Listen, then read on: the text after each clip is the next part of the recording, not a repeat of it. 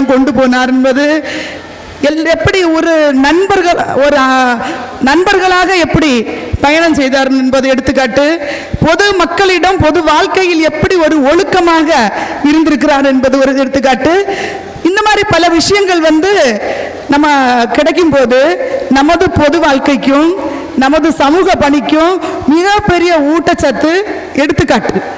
அது உணவு நம்ம ஊட்டச்சத்து சேர்த்தாலுமே நாம செல்லக்கூடிய வழி எப்படின்றத அதை ஒழுக்கத்தோடு கொண்டு போவதற்கும் மனித நேயத்தோட மக்களோடு எப்படி சென்று கொண்டடைய வேண்டும் என்பதும், மக்கள் மத்தியில் நம்ம எப்படி ஒரு நண்பர்களாக பழக வேண்டும், தலைவர்கள் மத்தியில் ஜாதி மதம் இனம் வேறுபாடு இன்றி எப்படி ஒரு நண்பர்களாக இருக்க வேண்டும், கொள்கைக்கு நம்ம எப்படி இருக்க வேண்டும் என்று உள்ள ஒரு உணர்வுகளை எனக்கு எடுத்துக்காட்டாக இருக்கக்கூடியது என்னுடைய வாழ்க்கையில். இன்னைக்கு நான் பல தரவுகளை நான் ஒரு கொள்கையாக எடுத்திருக்கிறேன்.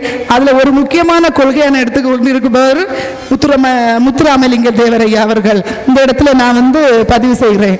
ஏன்னா நான் பல கோணங்களை தாண்டி பல சாதனைகளை படைக்கணும்னு தான் நான் இந்த பொது வாழ்க்கைக்கு வந்திருக்கிறேன். ஏதோ நான் வீட்டில் போய் உட்கார்ந்துருந்து 100ல் ஒரு பெண்களாக அனைத்து பெண்களும் இன்னைக்கு பெரிய சாதனை பட்டவங்க. ஆனால் பெண்களை போல நான் எல்லா பெண்களை போலையுமே வீட்டுக்குள்ளே இருந்து சாதனை படைக்கணும்னு நான் நினைக்கல. எனக்கு கிடைத்த வாய்ப்பு, எனக்கு கிடைத்த அனுபவம் அனைத்துமே நான் ஒரு சிறிய வாய்ப்பாக இருந்தாலுமே அதை நான் இன்னைக்கு பொது வாழ்க்கையில் கொண்டு சென்று மிகப்பெரிய சாதனை அடைக்க வேண்டும் தான் இன்னைக்கு இந்த பொது வாழ்க்கை வந்திருக்கிறேன். அப்போ எனக்கு என்ன வேணும்?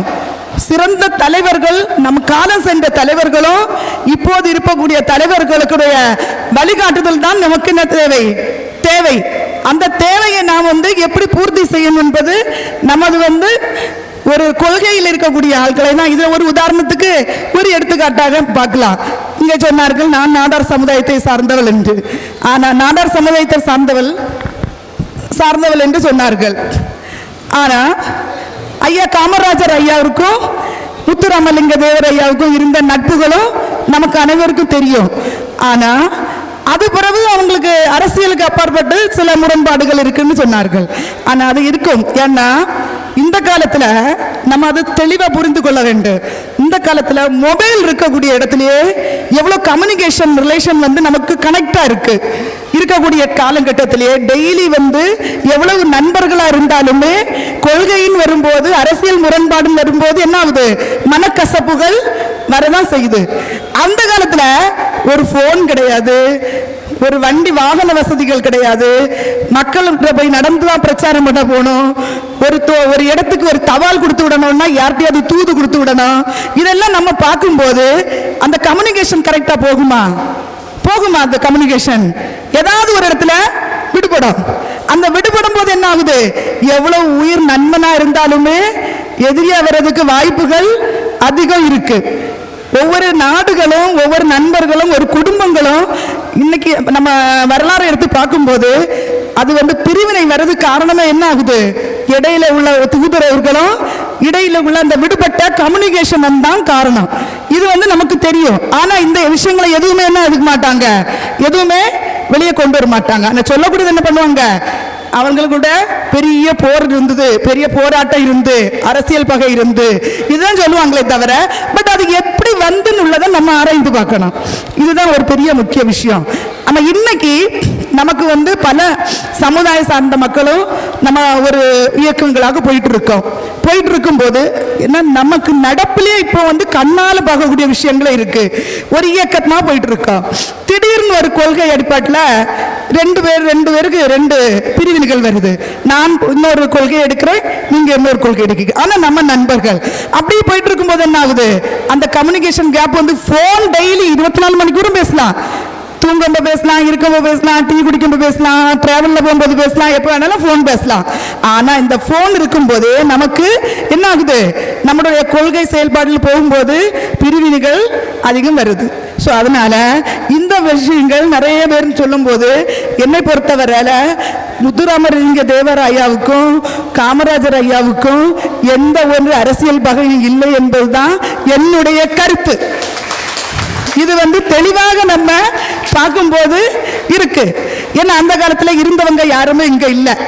அங்க என்ன எழுதப்பட்டதை தான் நம்ம வாசிக்கும். சரிதானா? நம்ம எழுதப்பட்டது தான் வாசிக்கும். ஸோ அதனால புத்தகம் எழுதக்கூடியவங்களும் சரிதான், இன்னைக்கு யூடியூப்ல லைவ்ல போயிட்டு இருக்கக்கூடிய யூடியூப்ல வரக்கூடிய சேனல்களும் தினம் தினம் வர நியூஸ்களுமே அது முரண்பாடாக தான் இருக்கு, உண்மை கிடையாது. அப்ப எப்படி நம்ம இதை உண்மையாக எடுக்கலாம்?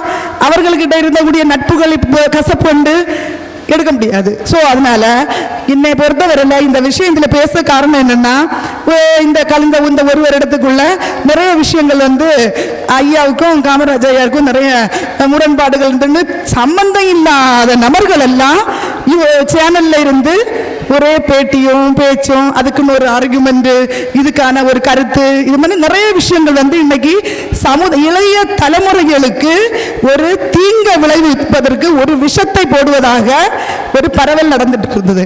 ஸோ இதை பார்க்கும்போது எனக்கெல்லாம் ரொம்ப கஷ்டம். ஏன்னா அன்னைக்கு இருந்தவர்கள் யாருமே இங்க இல்லை, என்ன நடந்துன்னு தெரியாது. அதை நினைக்கும் போது இன்னைக்குள்ள கம்யூனிகேஷன் அன்னைக்குள்ள கம்யூனிகேஷன் நமக்கு தெரியுமா? தெரியாது. ஆனா அவர்கள் சிறந்த நண்பர்களாக தான் இருந்திருக்காங்க, மிகப்பெரிய நண்பர்களா இருந்திருக்காங்க. ஏன்னா அந்த காலத்துல ஒரு இடத்துக்கு ஒரு ஏரியா வரணும்னா பஸ் வசதியே கிடையாது. மாட்டு வண்டி, குதிரை வண்டி, இல்லைன்னா நடந்து, இல்லை கிராமமா வரும்போது இடையில சந்திக்கும் போது அவர்களுடைய அன்பை பரிமாறிக்கொள்வார்கள். இப்படிதான் நம்ம வரலாறுல நிறைய படிச்சிருக்கு. பஸ் இருந்தாலும் எம்மாச்சும் ஒரு பஸ்கள் தான் இருக்கும். இந்த காலத்திலேயே அவங்க இவ்வளவு ஒரு சிறப்பா அவருக்கு காமராஜர் ஐயாவுடைய அரசியல் பயணத்துக்கு அவ்வளவு ஒரு பக்கபலமா தூணா இருந்திருக்காரு முத்துராமலிங்க தேவ ஐயா. இருக்கும்போது எப்படி இவர்களுக்குள்ள இவ்வளவு கசப்பு வரும்? வராது. ஸோ அதனால நம்ம சொல்பவர்கள் என்ன சொன்னாலுமே சொல்லிட்டே இருக்கட்டும். பொது பணி செய்யக்கூடியவங்களை நாம் இயக்கத்தோடு ஒன்றாக பயணிப்போம். அதுபோல இளைஞர்களுக்கும் நமக்கு தெரிந்த உண்மைகளை சொல்லணும். வரலாறுல எப்படி இருக்குதோ அதை மாற்றி ஒருத்தருடைய லாபத்துக்காக ஒரு சமுதாயத்தை பெயரை சொல்லி பேசி அதுல கிடைக்க லாபத்தாக எடுத்து நம்ம செல்வதற்கு நம்ம அந்த இடத்தை கொடுக்க கூடாது. அந்த இடத்துல நம்ம தட்டி கேட்கணும், கண்டிப்பா தட்டி கேட்கணும். நம்ம அந்த இடத்துல என்ன உண்மையோ அந்த இடத்தை கேட்கலாம் என்பதை நான் தெளிவாக சொல்றேன். அது மட்டும் இல்லாம அதே பணியில இது ஒரு இன்னைக்கு நம்ம பசுபொன் பாசறை இரத்த தானத்திற்குள்ள வருவோம். ஸோ இதுக்குள்ளாடி அன்னைக்கு எப்படி தேவரையா இயக்கத்தாக போனார்களோ அதே மாதிரி இன்னைக்கு பல கம்யூனிட்டியோட பல சமுதாய மக்களோட இணைந்து இன்னைக்கு கண்ண அண்ணன் இன்னைக்கு பயணிச்சுட்டு இருக்கிறாரு. அப்ப பயணிச்சுட்டு இருக்கும்போது எங்களுக்குள்ளாடி ஒரு எடுத்துக்காட்டு, எங்களுக்குள்ளாடி நாங்க ஒவ்வொரு வேதியா போயிட்டு இருக்கோம். என்னை பொறுத்தவரையில நான் முதலாவது பாஜகவுக்கு பிஜேபிக்கு ஆதரவாக இருந்தவள். அப்போ திடீர்னு என்ன ஆகுது, பிஜேபியில இருந்து எங்க வழிகாட்டியா இருக்கக்கூடிய அண்ணாமலை அண்ணன் என்ன ஆகுது, தனி இயக்கத்தை தொடங்குறாரு. தொடங்கும் போது நாங்க என்ன பண்றோம், நான் என்ன பண்றேன், அந்த நிமிஷத்துல இருந்தே ரிஜெக்ட் பிஜேபி. நெக்ஸ்ட் என்ன ஆகுது, அண்ணனோட பிஜேபி வீத லீடர்ல இணைஞ்சு இன்னைக்கு பயணிச்சுட்டு இருக்கிறோம். பயணிச்சுட்டு இன்னைக்கு ஒரு முக்கிய மிக முழு நேர பணி, என்னுடைய பணிகளையும் வீத லீடருக்கும் முழு நேர பணியாக இணைந்து தீவிரமாக நாங்கள் பணியாற்றிட்டு இருக்கிறோம். ஏன்னா இன்னைக்கு நடக்கக்கூடிய விஷயங்கள் நமக்கு தெரியும். தமிழகத்தில் ஒரு மாற்றம் இன்னும் வேணும். இருந்த மாற்றத்தை நம்ம ஓரளவு சுத்தம் செய்துட்டு இன்னும் ஒரு மாற்றம் வேணும் என்பதை ஒவ்வொரு விளம்பரங்கள் இல்லாமலே கிளை பணிகள் அங்கங்கே நடைபெற்று கொண்டிருக்கிறது. இதுல நாங்க பணிச்சுட்டு இருக்கிறோம். சரி, அப்ப இந்த பயணத்துல நம்ம உச்சகட்டம் வரும்போது என்னுடைய பணி வேற லைன்ல போகும். அப்போ எங்களுடைய இயக்கத்தில் பசுபொன் பாசறை முத்துராமலிங்க தேவருடைய அறக்கட்டளையில் உள்ள இணக்கங்கள் எங்களுக்கு பிரிஞ்சு போகுமா? எந்த சூழ்நிலையிலையும் போகாது. காரணம் என்னன்னா, எனக்கு ஒரு கூட்டத்துக்கு வர முடியலைன்னாலும் அந்த நேரம் யாராவது ஒரு முத்திரையை போட்டுறக்கூடாது. இந்த அம்மா வந்தாங்க, இப்போ உங்களுக்குள்ள ஏதோ ஒரு பிரச்சனை, அதனால அடுத்த மீட்டிங் வரல அப்படின்னு உள்ள இது வரக்கூடாது. காரணம் இதுதான் காமராஜர் ஐயாவுக்கும் முத்துராமலிங்கருக்கும் அந்த பிரச்சனையே இதுதான். இடையில இருந்தவங்க தான் மூட்டி விட்டது. காரணம் என்ன, இது ஒரு சின்ன எக்ஸாம்பிள் உங்களுக்கு. என்னன்னா, எங்களுக்கு இந்த டைம்ல ஏதோ ஒரு இன்னைக்கு என்னுடைய சூழ்நிலை வர முடியாத சூழ்நிலை. ஆனாலும் இந்த மாதிரி ஒரு பேச்சு வந்துடக்கூடாது. கண்டிப்பா அந்த இடத்துல போயிட்டு வரணும்னு தான் இன்னைக்கு வந்தது. பார்த்தீங்கன்னா, நான் சென்னையில தான் இருந்தேன். எனக்கு இன்னைக்கு அங்கே வேலை உண்டு. சென்னையில் காலையில் அங்கேருந்து ஃப்ளைட் பிடிச்சி இங்கே வந்துட்டு ஸோ இங்கே வந்ததுனால என் ஊருக்கு நாகர்கோவில் போகிறேன். நாகர்கோவில் போயிட்டு நாளைக்கு அடுத்த நாள் மறுபடியும் சென்னை கிளம்புறேன். ஸோ இப்படி பார்த்தீங்கன்னா எங்களுக்கு அந்த ஒரு ரிஸ்கான நேரத்துலையுமே இந்த மாதிரி ஒவ்வொரு வார்த்தைகளும் தடுமாறக்கூடாது. அந்த இடங்களும் எங்களுக்குள்ள ஒரு கம்யூனிகேஷன் வந்து கேப் ஆகக்கூடாதுன்றதுல தான் இந்த இடத்துக்கு நான் இன்னைக்கு வந்திருக்க காரணம். ஸோ அதனால அவர் வந்து இன்னும் அடுத்த வளர்ச்சியில் போவார், என்னுடைய வளர்ச்சி இன்னொரு இடத்துல இருக்கும். ஆனால் எங்களுக்குள்ள அந்த இயக்கத்தில் உள்ள ஒற்றுமைகள் என்ன ஆகும்? அது இருக்குதான் செய்யும். என்னால் முடிந்தவரை இந்த பசுமன் பாசறை இரத்ததான அறக்கட்டளைக்கு என்னுடைய பங்களிப்பு, எங்களுடைய செயல்பாடு, என்னுடைய சமுதாய பணி வந்து நிச்சயமாக இதில் ஈடு இருக்கும். அதில் வந்து குறைந்து போகவே செய்யாது.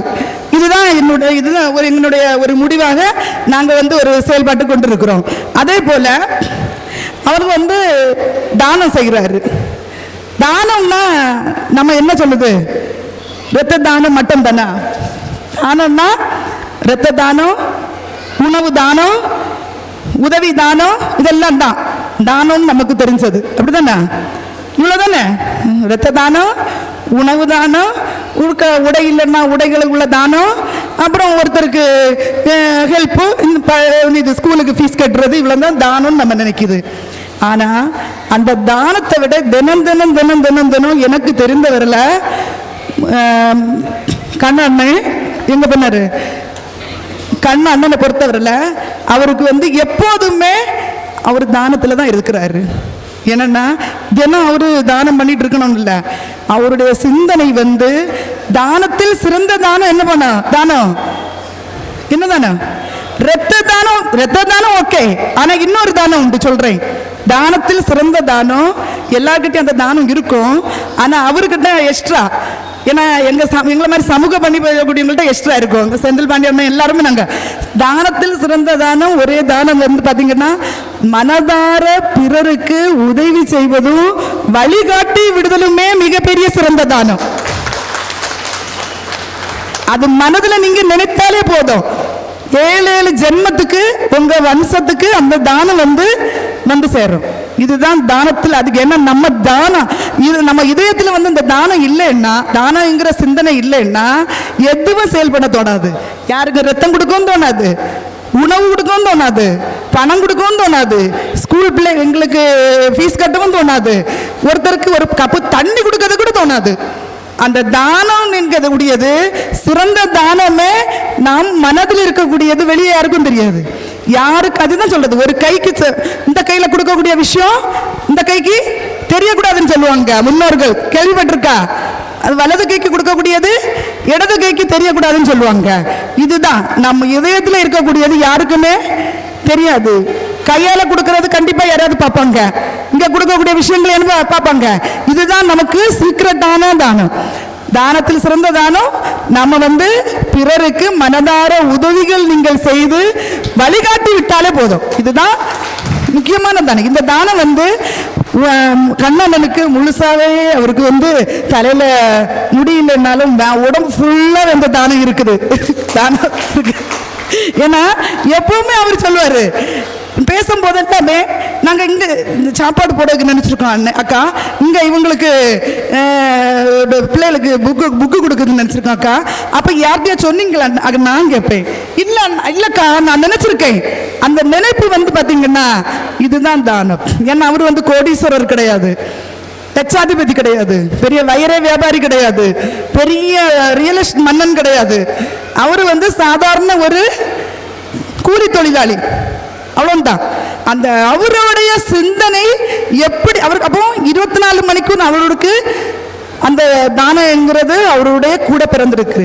இதற்கு நான் எப்பவுமே நினைக்கக்கூடியது, நான் வழிபடக்கூடிய என் அப்பன் ஈசனும் எனக்கு குலதெய்வமாக இருக்கும் முருகபெருமானும் நமது பசுபொன் தேவரையாவும் எப்போதும் அவருக்கு உறுதுணையாக இருந்து வழிகாட்டுவார் என்பதை சொல்லிக்கொண்டு இந்த நேரத்தில் முடித்துக் கொள்கிறேன். நன்றி, வணக்கம். வழங்கிய அறக்கட்டளையின் தாய் அவர்களுக்கு அறக்கட்டளையின் சார்பாக வாழ்த்துக்களையும் நன்றியினையும் காணிக்கையாக்குகின்றோம்.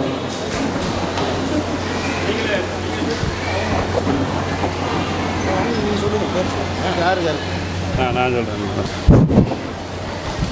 அன்புக்குரிய மருமகன் கர்ணன் முத்துராமலிங்கம் அவர்கள் அன்புக்குரிய அண்ணன் நவமணி அவர்களுக்கு பொன்னாடை போத்தியை கௌரவப்படுத்தி வருகிறார்.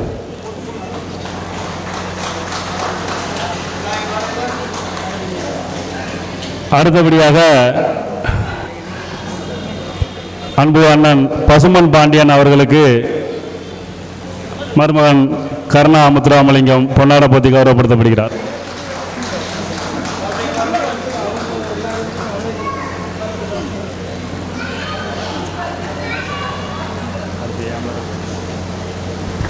பசுமன் பாசறை ரத்ததான அறக்கட்டளையின் நிறுவனரும் தலைவருமான அன்பு சகோதரர் எம் கண்ணன் அவர்களுக்கு கருணா முத்துராமலிங்கம் அவர்கள் பொன்னாடை போத்தி கௌரவப்படுத்துகிறார். முகவை மாவட்டத்திலிருந்து வந்திருக்கும் அன்பு சகோதரி செவிலியர் தீபா அவர்களை மேடைக்கு வருமாறு அன்போடு அழைக்கின்றோம். கர்நாடகா தேவர் சங்கத்தின் சார்பாக தேவர் வரலாற்றின் பெட்டகம் அன்பு அப்பா நவமணி தேவர் அவர்களுக்கு பொன்னாடை போத்தி கௌரவிக்கப்படுகிறது.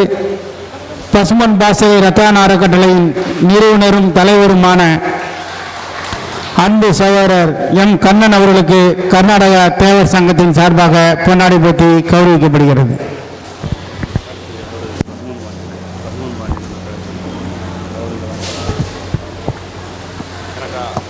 அகில இந்திய பார்வர்டு பிளாக் நிறுவனர் அன்பு சகோதரர் பசுமன் பாண்டியன் பிஇ அவர்களை வாழ்த்துரை வழங்க அன்போடு அழைக்கின்றேன். அண்ணே நோட்டீஸ் இந்த தரண்ணே இதில் பேசிடவா? அண்ணே இதில் பேசிடவா? இது ஓகே. வாழ்க தேசிய தலைவர் ஆசிய தலைவர் தெய்வீக திருமகன் மகா யோகி பசும்பொன் முத்துராமலிங்க தேவர் நாமம். ஓகே. இந்திய சுதந்திரத்தை முதல் அறிவித்த இந்திய சுதந்திர தந்தை பாரத புதல்வன் மாவீரர் நேதாஜி சுபாஷ் சந்திர போஸ் புகழ். பசும்பொன் பாசறை இரத்ததான அறக்கட்டளையுடைய முப்பெரும் விழாவிலே கலந்து கொண்டு அவர்களை வாழ்த்துவதற்கு வாய்ப்பளித்தமைக்கு என்னுடைய நெஞ்சார்ந்த நன்றியை அன்பு சகோதரர் கண்ணன் அவர்களுக்கு காணிக்கையாக்கி கொள்கிறேன். அவர்கள் என்னோடு 30 ஆண்டு காலமாக தொடர்ந்து சமுதாய பணியிலே ஈடுபட்டவர்கள். ஆனால் எனக்கு கொஞ்ச காலத்திற்கு முன்னால் தான் தெரியும் இவர்கள் இப்படி இரத்த தான அறக்கட்டளை வைத்திருக்கிறார்கள். இதன் மூலமாக பல்வேறு பணிகளை செய்திருக்கிறார். பொதுவாக தேவர் சமுதாயத்தைச் சேர்ந்த இளைஞர்கள் என்று சொன்னால் ஆர்ப்பாட்டம் இருக்கும், கோஷம் இருக்கும் என்றே சமூகம் நம்மை பார்த்த நிலைமையிலே இப்படி ஆக்கப்பூர்வமான பணியை செய்ய முடியும் என்பதை நம்முடைய அன்பு சகோதரர் கண்ணனும் அவரை சார்ந்தவர்கள் நிரூபித்திருக்கிறார்கள். அவர்களுக்கு பசும்பொன் தேவர் அருளாசி என்றென்றும் கிடைக்கட்டும். நான் கொஞ்ச காலத்திற்கு முன்னாலே தெரிந்து கொண்ட காரணத்தினாலே இது போன்ற பணிகளிலே என்னால் உங்களோடு செயல்பட முடியவில்லை. இனி நானும் உங்களோடு இந்த பணியிலே இணைந்து செயல்படுவேன் என்று சொல்லிக் கொள்கிறேன். ஆனால் இரத்தத்தை தானமாக கொடுப்பது என்னால் முடியாது. காரணம் என்னவென்று கேட்டால் அவர் 13,000 பேருக்கு இரத்த தானம் கொடுத்திருப்பதாக சொன்னார். இது மிகப்பெரிய சாதனை. இவருடைய தந்தை ஒரு முறை உடல்நிலை சரியில்லாமல் மதுரை மீனாட்சி மிஷன் மருத்துவமனையில் அனுமதிக்கப்பட்டிருக்கிற பொழுது ரத்தம் தேவைப்பட்டது. நான் வேறு இடத்துல ஏற்பாடு செய்துவிட்டு நான் டாக்டர் சேவராமுடைய உதவியாளர் மகாதேவிடம் சொன்னேன், நானும் ரத்தம் கொடுக்கிறேன் என்று சொன்னேன். அப்போ டாக்டர் சேதராமுடைய உதவியாளர் சொன்னார், உன்னுடைய ரத்தம் வேண்டாம்ப்பா, ஒரு ரத்தம் ரொம்ப வேகமான ரத்தம், வேற ஆள் ரத்தமே வாங்கி கொள்கிறேன் என்று சொன்னார். எனவே ரத்தத்தை தானமாக கொடுக்க முடியாது. மற்றபடி எல்லா வகையான உதவிகளையும் உங்களோடு இணைந்து இந்த பணியிலே செயல்படுவதற்கு நாங்கள் தயாராக இருக்கிறோம். பொதுவாகவே நாம் வந்தவுடன் மற்றவர்களை பார்த்தால் நம்முடைய சமுதாய மக்களை பார்க்கிற பொழுது, குறிப்பாக என்னுடைய அரசியல் குரு அண்ணன் நவமணியை பார்க்கிற பொழுது சிரித்து பேசி கொண்டிருப்பேன். ஆனால் இப்பொழுது இந்த மகாலுக்கு வந்ததிலிருந்து அதிகம் பேசவும் இல்லை, அதிகம் சிரிக்கவும் இல்லை. காரணம், தமிழ்நாட்டுடைய முதலமைச்சரே அப்படித்தான் இருக்கிறார். எனவே நாமும் அப்படி இருந்து பார்க்கலாம் என்கின்ற ஒரு எண்ணம் எனக்கு வந்தது. எனவே முதலமைச்சர் சட்டமன்றத்திலும் அப்படித்தான் இருக்கிறார், வெளியில் இப்படித்தான் இருக்கிறார், மேடையிலும் இப்படித்தான் இருக்கிறார். இப்படி இருந்தால்தான் ஒருவேளை அரசியலில் வெற்றி பெற முடியுமோ என்பதற்காக நானும் இப்பொழுது அமைதியாக இருக்கிறேன். நீ அதிகம் பேசுவதில்லை. எனவே இங்கே வர அண்ணன் OPS மகன் இன்றைக்கு வரவில்லை. அவர் மிகச்சிறந்த ஆன்மீக பணிகளை, கல்வி பணிகளை செய்யக்கூடியவர். அவருடைய உதவியெல்லாம் எடுத்துக்கொண்டு பசும்பொன்தேவருடைய அருளாசி வைத்துக்கொண்டு மென்மேலும் நீங்கள் வளர வேண்டும். நான் இந்த கூட்டத்துக்கு வந்தவுடன் அண்ணன் நவமணியிடம் கேட்டேன், இது இரத்த தான அறக்கட்டளையின் சார்பாக நடத்தப்படுகிற 30 விழா, இதில் அடியன் எண்ணத்தை பற்றி பேசுவது என்று கேட்டேன். அண்ணன் சொன்னார், இரத்த தான அறக்கட்டளை பற்றி பேசுங்கள், ஃபாரூக் பிளாக்கை பற்றி பேசுங்கள் என்று சொன்னார். ஆளே இல்லாத கட்சியை பேசி என்ன செய்வது என்ற மனதுக்குள்ளே எனக்கு எண்ணம் வந்தது. இருந்தவர்களுக்கு கூட நான் பிறவியிலே ஒரு ஃபாரூக் பிளாக்காரனாக இருக்கின்ற காரணத்தினாலே அரசியல் பேசலாமா என்று கேட்டேன். என்று சொன்னால் புல்லை திண்டு விட்டு போக முடியாது. எனவே பசும்பொன்பாண்டியன் வந்தால் 2 அரசியல் வார்த்தையாக சொல்லாமல் போக முடியாது. 2 அரசியலாவது பேசித்தான் தீர வேண்டும். அரசியலே பேசாமல் போனால் புல்லை திண்டு விட்டு போன கதையாகி போய்விடும். எனவே இன்றைக்கு தமிழ்நாட்டுடைய அரசியல், அதில் தேவமார்களுடைய நிலைமை, தேவமார்களுக்கு ஒழுக்கத்தை சொல்லிக் கொடுத்து அவர்களை ஃபாரூக் பிளாக்கில் கொண்டு வந்து அரசியல் அதிகாரத்தை கைப்பற்ற வேண்டும். இதுதான் ஃபாரூக் பிளாக்கின் வேலை. இதைத்தான் நாம் 30 ஆண்டு காலமாக சொல்லிக் கொண்டிருக்கிறோம். எந்த தேவமாரும் வரல, நீ வந்தாவா வராட்டப்போ. ஏனென்று சொன்னால் இங்கே ஊர் பேர் தெரியாதவன், எவன் வேட்பாளர் என்று தெரியாதவரெல்லாம் இந்த நாட்டிலே சட்டமன்றத்துக்கு போயிருக்கிறார், அமைச்சராக இருக்கிறார். இந்த நாட்டில், இந்தியாவிலே தமிழ்நாட்டை போல ஓட்டு போடுகிற ஒரு கூமுட்ட முட்டாள்களுடைய மாநிலம் எதுவாகவும் இருக்க முடியாது. நான் இதை சொல்லுகிற போது என்னடா பசும்பொன்பாண்டியன் தமிழக வெற்றி கழகத்தை விமர்சிக்கிறாரா என்று யாரும் கருத வேண்டாம். நான் தமிழக வெற்றி கழகத்தை ஆதரிக்கத்தான் செய்கிறேன், விமர்சனம் செய்யவில்லை. காரணம், 1967 வீழ்த்தப்பட்ட காங்கிரஸ் ஏறத்தாழ 50 ஆண்டு காலமாக திமுகவும் அண்ணா திமுகவும் மாறி மாறி மாறி மாறி இந்த ஆட்சி கட்டில் உட்காருகிறீர்கள். இன்றைக்கு உங்களுக்கு அதிகாரம் போன உடனே, உன்னுடைய பதவி போன உடனே உன்னால் அதை தாங்க முடியவில்லை, உன்னால் அதை ஜீரணிக்க முடியவில்லை. கேட்டால் அரசியலுக்கு இவர்கள் புதுசு, அரசியலில் இப்போதுதான் வந்தார்கள். அரசியலுக்கு வருகிற எல்லோரும் அனுபவத்தோடு தான் வர வேண்டும் என்று சட்டம். இந்திய பார்வர்ட் பிளாக்கின் இவர்தான் அன்பு அத்தான் ஆலடிப்பட்டி கோவி அவர்களை பசும்பொன் பாசறை இரத்தான அறக்கட்டளையின் சார்பாக வருக வருக என வரவேற்கின்றோம். நம்ம வீட்டில் மொத்தம் பார்த்தீங்கன்னா 100 யூனிட் ரத்தம் கொடுத்துருக்காங்க. நம்ம வீட்டில் எனவே அரசியலுக்கு வருகிற போது அனுபவத்தான் வர வேண்டும் என்ற அவசியமில்லை. ஜனநாயகத்தில் யாரை மக்கள் ஏற்றுக்கொள்கிறாரோ அவர் இந்த நாட்டுடைய சட்டமன்ற அமைச்சர். ஜனநாயகத்தில் யாரை ஏற்றுக்கொள்கிறாரோ அவர் இந்த நாட்டுடைய அமைச்சர். ஜனநாயகத்தில் யாரை ஏற்றுக்கொள்கிறாரோ அவர் இந்த நாட்டுடைய முதலமைச்சர். எனவே தமிழக வெற்றி கழகம் இன்று வந்தால் 2 மாத காலமாக ஆட்சி வந்து, இன்னும் நாட்கள் ஆகட்டும். 50 ஆண்டு காலமாக தொடர்ந்து அரசியல் இருந்தீர்கள். அதற்கு முன்னாலே காங்கிரஸ் இருந்தது. அந்த காங்கிரஸ் வீழ்த்தப்பட்டதன் பிறகு நீங்கள் 50 ஆண்டு காலம் மாறி மாறி உட்கார்ந்தீர்கள். இப்பொழுது புதிதாக ஒரு கட்சி ஆட்சிக்கு வந்தவுடன் அதை ஜீர்ணிப்பதற்கு உங்களாலே முடியவில்லை. கொஞ்சம் நாட்களுக்கு ஆக வேண்டும், அனுபவம் வர வேண்டும். அப்போதான் நல்ல அரசாட்சியை கொடுக்க முடியும்.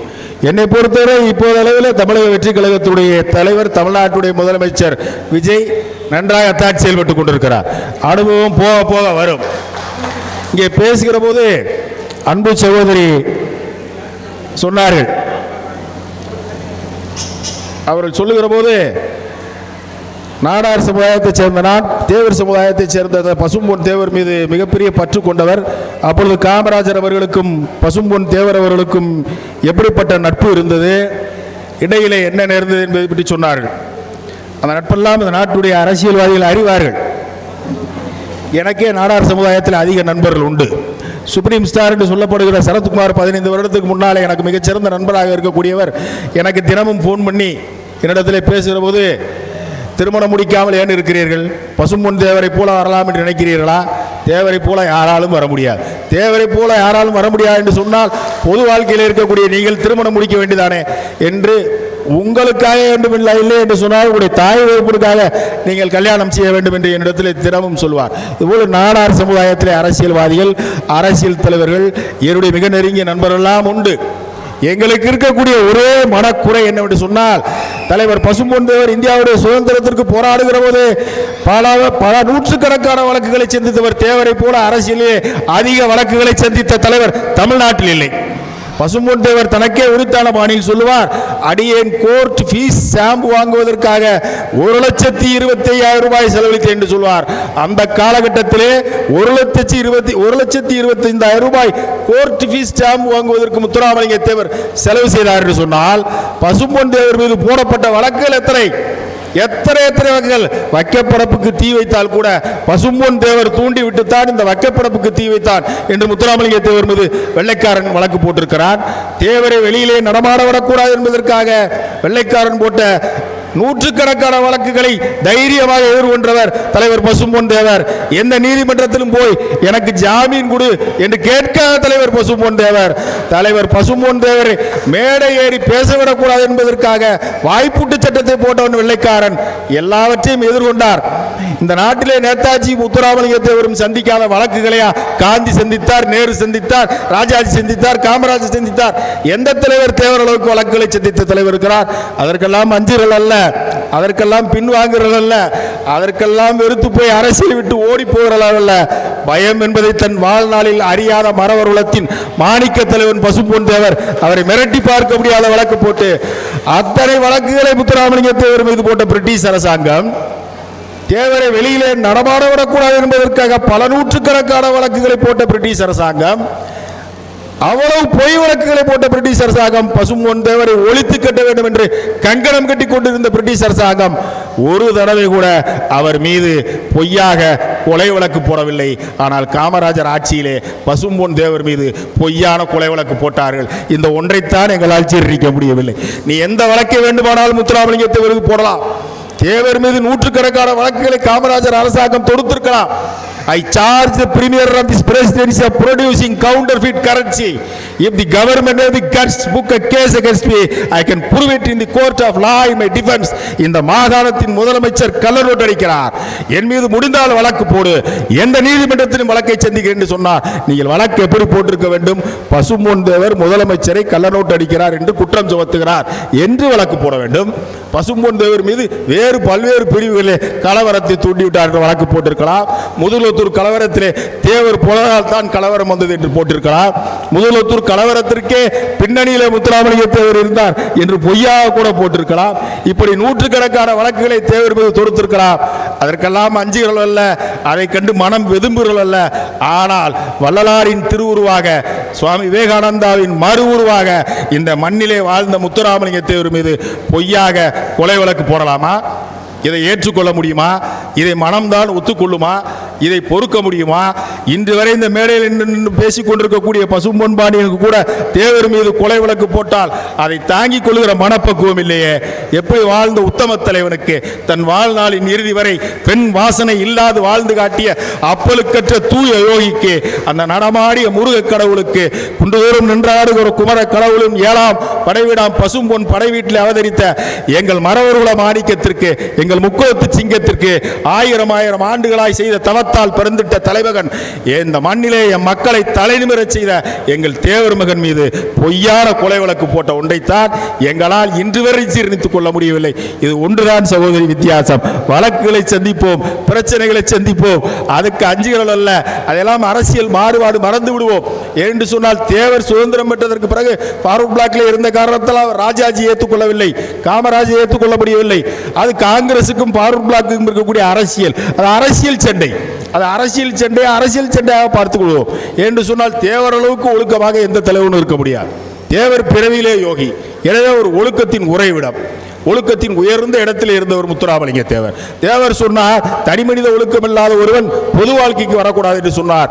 தேவர் சொன்னதை போல தனி மனித ஒழுக்கம் இல்லாதவன் பொது வாழ்க்கைக்கு வரக்கூடாது என்றால் இந்த நாட்டிலே 99% பேர் அரசியலிலே இருக்க முடியாது. இந்த நாட்டில் எவனும் அரசியலுக்கு வர முடியாது.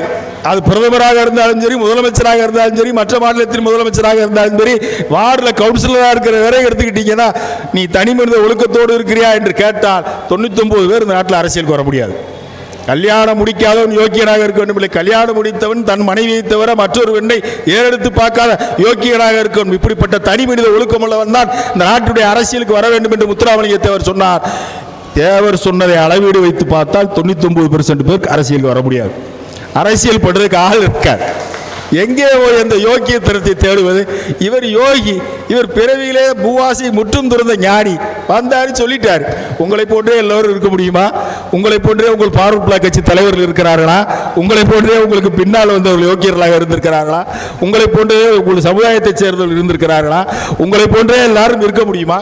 நீங்கள் கோடியிலே ஒருவர். அதனால்தான் உங்களுடைய சமாதியிலே கோடிக்கணக்கான மக்கள் இன்று வணங்கி வழிபட்டுக் கொண்டிருக்கின்றார்கள். இன்றைக்கும் உங்களுடைய பேரை சொல்லுகிறதே புல்லரித்துக் கொண்டு இருக்கிறது என்று சொன்னால் உங்களுடைய நீங்கள் மிகப்பெரிய யோகி. உங்களை போட்டு அரசியல் நடத்த முடியாது. நீங்கள் தனிமனித ஒழுக்கம் கேட்டீர்கள், அரசியல் நேர்மை கேட்டீர்கள். அரசியலே உங்கள் அளவுக்கு எப்படி நேர்மையாக இருக்க முடியும்? நீங்கள் பதவி வருகிற போது வேண்டாம் என்று சொல்லிவிட்டீர்கள். பதவியிலே உட்காருகிற போது அந்த பதவியுடைய வழி தெரியும், அந்த பதவியிலே ஏற்றுக்கொள்ளக்கூடிய அட்ஜஸ்ட்மெண்ட்டுகள் தெரியும். நீங்கள் பழையபடியே காமராஜர் இருக்க வேண்டும் என்று முத்துராமலிங்கத்தேவர் எதிர்பார்த்தார்.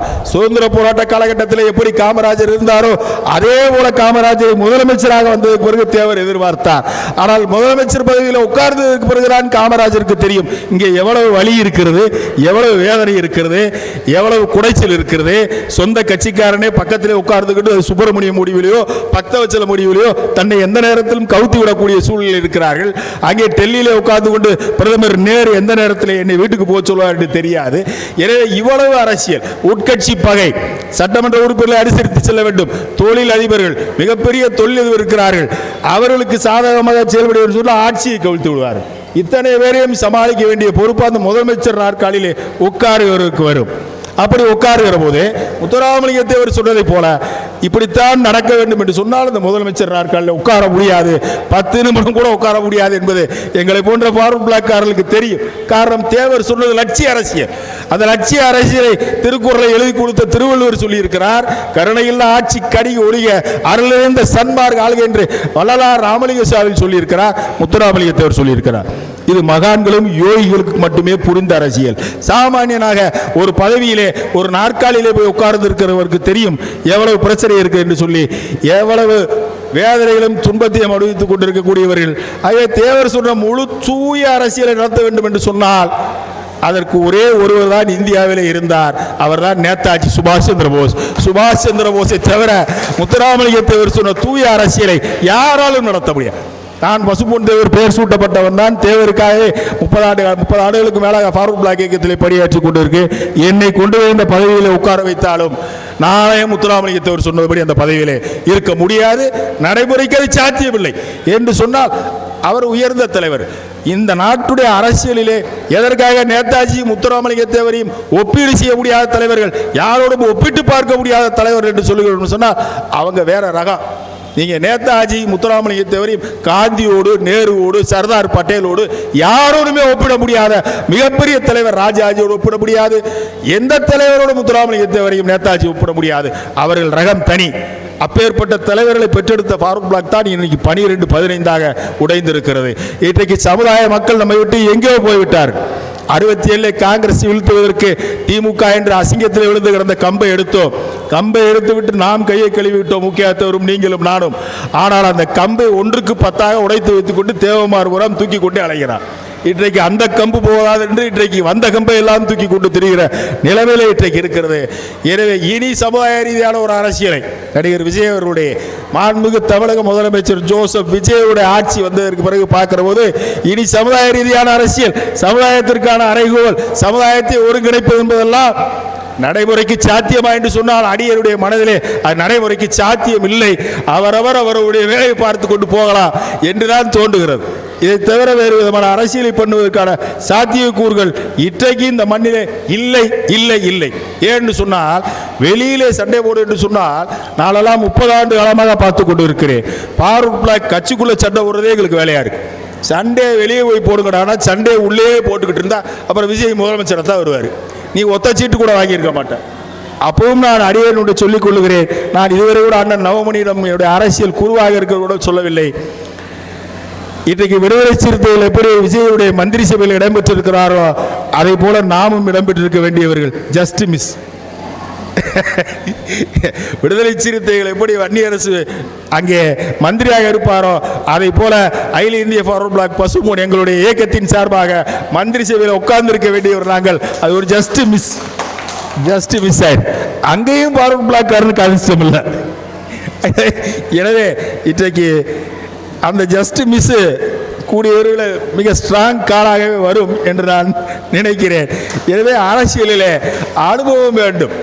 ஒன்றும் தெரியாதவன் சட்டமன்ற உறுப்பினராக இருக்கிறான், ஒன்றும் தெரியாதவன் மாநிலத்தோட அமைச்சராக இருக்கிறான். இதெல்லாம் தேவையில்லாத பேச்சு. ஏன் மாறி மாறி 50 ஆண்டு காலம் உட்கார்ந்ததனால் திமுக அண்ணா திமுக தாங்க முடியாமல் துடிக்கிறார்கள். வரட்டும் விஜயை போன்றவர்கள், விஜயுடைய ஆட்சி வரட்டும். இன்னும் நாட்கள் இருக்கிறது. இன்னும் 4.25 வருடம் இருக்கிற போதே ஏன் இந்த கூச்சல், ஏன் இந்த கூப்பாடு, ஏன் இந்த குதர்க்கம்? நம் ஆட்கள் கிளம்பி விட்டார்கள்.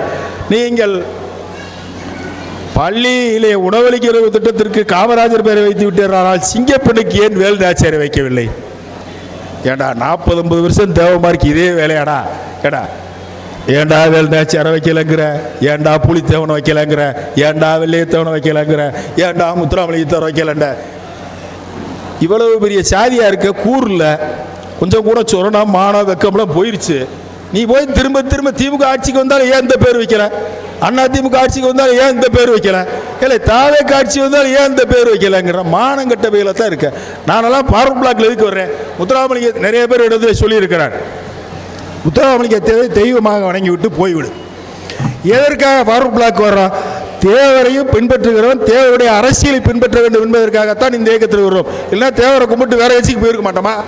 தேவரை வணங்குகிறவன் தேவருடைய இயக்கத்தில் இணைந்து இந்த மக்களை சீர்படுத்தி ஒரு அரசியல் அதிகாரத்தை நோக்கி கொண்டு செலுத்த வேண்டும் என்பதுதானே. ஆனால் அதை பற்றி சிந்தனையே இல்லை. ஆனால் பூலித்தேவன் பரம்பரைங்கிற, வெள்ளையத்தேவன் பரம்பரைங்கிற, வேலுநாச்சியார் பரம்பரைங்கிற, பாண்டியர் நாங்கள் தான்ற, சோழர் நாங்கள் தான்ற, சேரர் நாங்கள் தான்ற, சேதுபதி நாங்கள் தான்ற, மருதிருவர் நாங்கள் தான்ற. இன்னமும் போய் திமுக காரனை கெஞ்சிருது, அண்ணா திமுக காரனை கெஞ்சிருது, இப்போ தாவேகா காரனை கெஞ்சிருது. இதே தேவமாருடைய பொழப்பா போச்சு. உன்னால் ஒரு மிகப்பெரிய சமுதாயத்தாலே ஒன்றாக இணைந்து ஆட்சி அதிகாரத்தை நிறுவி நம்முடைய தலைவருடைய பெயரை நாமே சூட்டிக் கொள்ளுகிற அளவுக்கு உனக்கு முடியாம இன்னமும் திமுக காரன் பேர் சூட்டு, அண்ணா திமுக காரன் பேர் சூட்டு, இப்ப விஜய் வந்தா விஜய்கிட்ட போய் இன்னமும் பேர் சூட்டுன்னு தான் கேட்கிற. இன்னும் 50 ஆண்டு கால அரசியல் ஆனாலும் தேவை மாதிரி இப்படியே தான் கோரிக்கை மனு வச்சுக்கிட்டே இருப்பேன். கொஞ்சமாவது ஒரு மிகப்பெரிய இனத்தில் பிறந்தா பூலித்தேவனை பற்றி பேசுறது நினைச்சு பார்க்கணும். இந்த மண்ணை ஆண்டவனே மருதுபாண்டியரை பற்றி வேலுநாச்சியாரை பற்றி பேசுகிற போது நினைத்து பார்க்க வேண்டும். இந்த மண்ணை ஆண்டவர்களே என்று பசும்பொன் பாண்டி என்று சொல்லப்படுகிற பசும்பொன் பாண்டிய தேவரை நினைக்கிற போது, பள்ளியாக சாதி முடுகுரும்பி பெருவெழுவி பாண்டியன் நினைக்கிற போது, குலசேகர பாண்டிய தேவரை நினைக்கிற போது, பராக்கிரம பாண்டிய தேவரை நினைக்கிற போது கொஞ்சமாவது நம்முடைய முன்னோர் இந்த நாட்டை ஆண்டார்களே, ஆனால் நம்மால் எதுவும் செய்ய முடியவில்லையே. ஏன் நாம் ஒரு அரசியல் சக்தியாக வருவோம், ஏன் உருவெடுக்க முடியவில்லை என்பதை தவிர மீது எல்லா சிந்தனையும் இருக்கிறது. கோரிக்கை மனு, இதை நான் 2003 சொன்னேன். கோரிக்கை மனுவை வாங்கி கொண்டிருந்த ஜாதி கோரிக்கை மனு கொடுத்து கொண்டிருக்கிறோம். 2026 கோரிக்கை மனு தான் வைக்கிறார். எனவே முடிந்தால் இந்த சமுதாயத்தை ஒருங்கிணைத்து ஒரு அரசியல் பாதைக்கு கொண்டு வர வேண்டும் என்று எங்களை போன்றவர்கள் தொடர்ந்து பாடுபடுகிறோம் என்று சொன்னால் அந்த நம்பிக்கை ஒரு ஒளிக்கீற்றாக இருக்கிறது. ஏற்றைக்கு இந்த மக்கள் வருவார்கள், வந்தால் ஒரு அரசியல் தலைமையை, இந்த மக்களுக்கான அரசியல் தன்மையை உருவாக்க வேண்டும் என்பதற்காகத்தான் எங்களை போன்றவர்கள் ஃபார்வர்ட் பிளாக் இயக்கத்திலே பங்கெடுத்துக் கொண்டிருக்கிறோம் என்பதை சொல்லிக்கொண்டு இந்த இனிய விழாவுக்கு அழைத்திட்ட பசும்பொன் பாசறை இரத்த தான அறக்கட்டளையுடைய நிர்வாகிகள் அத்தனை பேருக்கும் என்னுடைய நெஞ்சார்ந்த நன்றியை தெரிவித்துக் கொண்டு, நான் இங்கே பேசுவது இவர் மனதையும் புண்படுத்தியிருந்தால் அதை யாரும் பெரிதாக கருதிருக்க வேண்டாம். காரணம், நான் அதை அரசியல் ரீதியாகத்தான் சொன்னேன். அந்த அரசியல் ரீதியாக வர வேண்டும் என்று சொல்லுகிற போதே தம்பி முக்குளத்தூர் எழுச்சி கழகமே வருகிறது.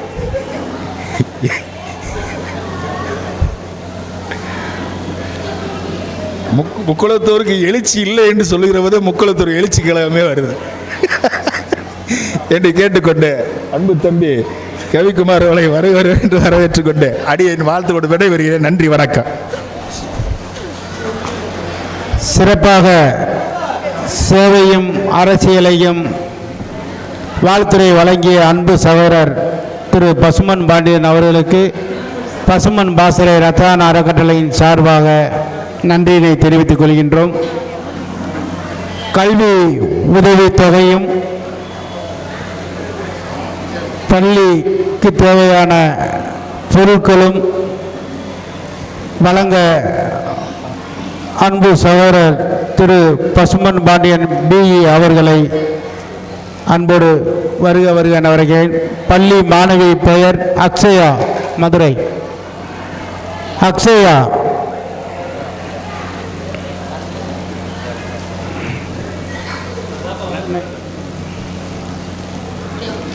அக்ஷயாவோட பெற்றோர் வந்திருக்கீங்களா?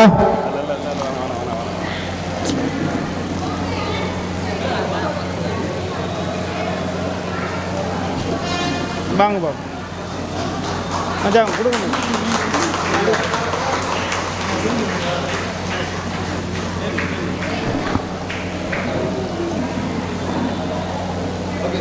மனிதம் அறக்கட்டளைக்கு அன்பு சகோதரர் மிசாபர் கனிக்கு அறக்கட்டளையின் சார்பாக நினைவு பரிசும் பொன்னாடை போத்தி கௌரவிக்கப்படுகிறது.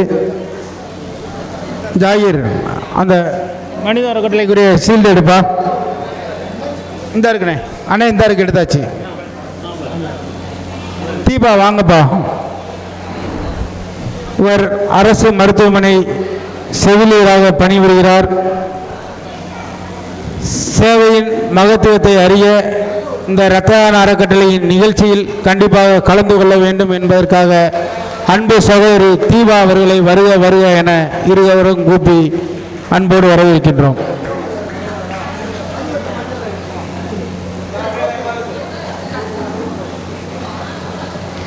இந்த பசும்பொன் பாசறை இரத்த தான அறக்கட்டளை என்பது சாதி, சமயம், மொழி அனைத்துக்கும் அப்பாற்பட்டது. தெய்வீக திருமகனார் வழிகாட்டின்படி அவர் எண்ணத்தில் தோன்றியது என்னவோ அதை மட்டுமே பசுமன் பாசறை இரத்த தான அறக்கட்டளை வழிகாட்டின்படி நடந்து கொண்டிருக்கின்றது. வாழ்த்துறையாளர்களுக்கு ஒரு அன்பான வேண்டுகோள், ஒவ்வொரு வாழ்த்துறையாளர்களும் 5 நிமிடம் மட்டுமே எடுத்துக்கொள்ள அறக்கட்டளையின் சார்பாக அன்போடு தெரிவித்துக் கொள்கின்றோம். மச்சானுக்கு எங்களுடைய அழைப்பை ஏற்று வருகை தந்திருக்கும் அன்புக்குரிய நம்ம சமுதாயத்தில் எத்தனையோ பேர் இருக்கிறாங்க, பணக்காரங்க, கோடீஸ்வரங்கள்லாம் இருக்கிறாங்க. யார் போய் என்ன உதவி, அதாவது நல்லவர்கள் போய் யார் என்ன உதவி கேட்டாலும் உடனடியே நான் செய்கிறேன் மச்சான் அப்படின்ட்டு சொல்லக்கூடிய ஒரு மனப்பக்குவம் படைத்த பண்பாளர் அன்புக்குரிய மச்சான் கோபி அவர்களுக்கு அண்ணன் நவமணி அவர்கள் பொன்னாடை போத்தி நினைவு பரிசு வழங்கி கௌரவப்படுத்துவார்கள்.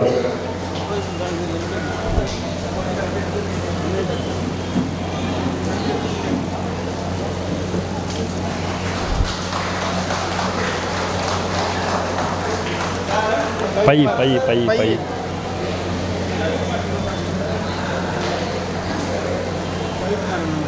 அடுத்தபடியாக பசுமன் பாண்டி அண்ணனுக்கு அப்புறம் நான் மிகவும் நேசிக்கக்கூடிய எத்தனையோ தலைவர்கள் இருந்தாலும் உண்மையையும் நேர்மையையும் கடைசி வரைக்கும் பேசக்கூடிய ஒரு தலைவன் என்றால் அன்புக்குரிய சகோதரர் கவிக்குமார் அவர்கள்தான். எங்களுடைய அழைப்பை ஏற்று நிகழ்ச்சிக்கு வருகை தந்த அன்புக்குரிய முகுலத்தோர் எழுச்சி கழகத்தின் செயலாளர் கவிக்குமார் அவர்களுக்கு பொன்னாடை போத்தி நினைவு பரிசு வழங்கப்படுகிறது.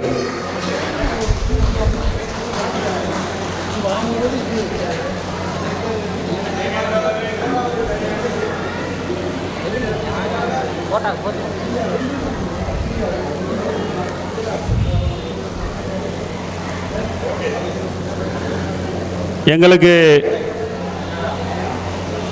தோளோடு தோளாக எங்கள் அறக்கட்டளையின் துணைத் தலைவராக பயணிக்கக்கூடிய நம் சமூகத்தில் இருக்கக்கூடிய எத்தனையோ இளைஞர்களுக்கு வேலை வாய்ப்பை உருவாக்க முன்னுதாரணமாக இருக்கக்கூடிய அன்புக்குரிய சகோதரர் ராமராஜ் அவர்களுக்கு பொன்னாடை போத்தி நினைவு பரிசு வழங்கப்படுகிறது. பொதுச் செயலாளர்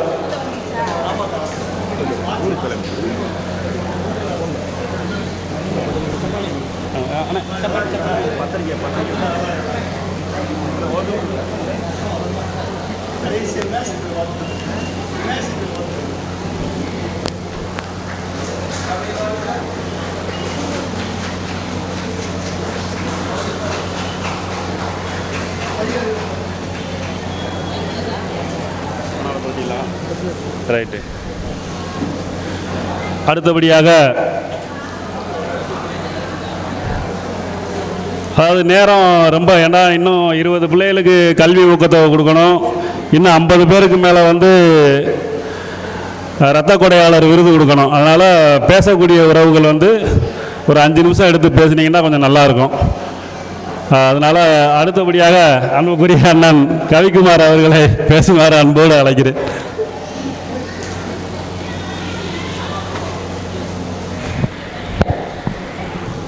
அனைவருக்கும் காலை வணக்கம்.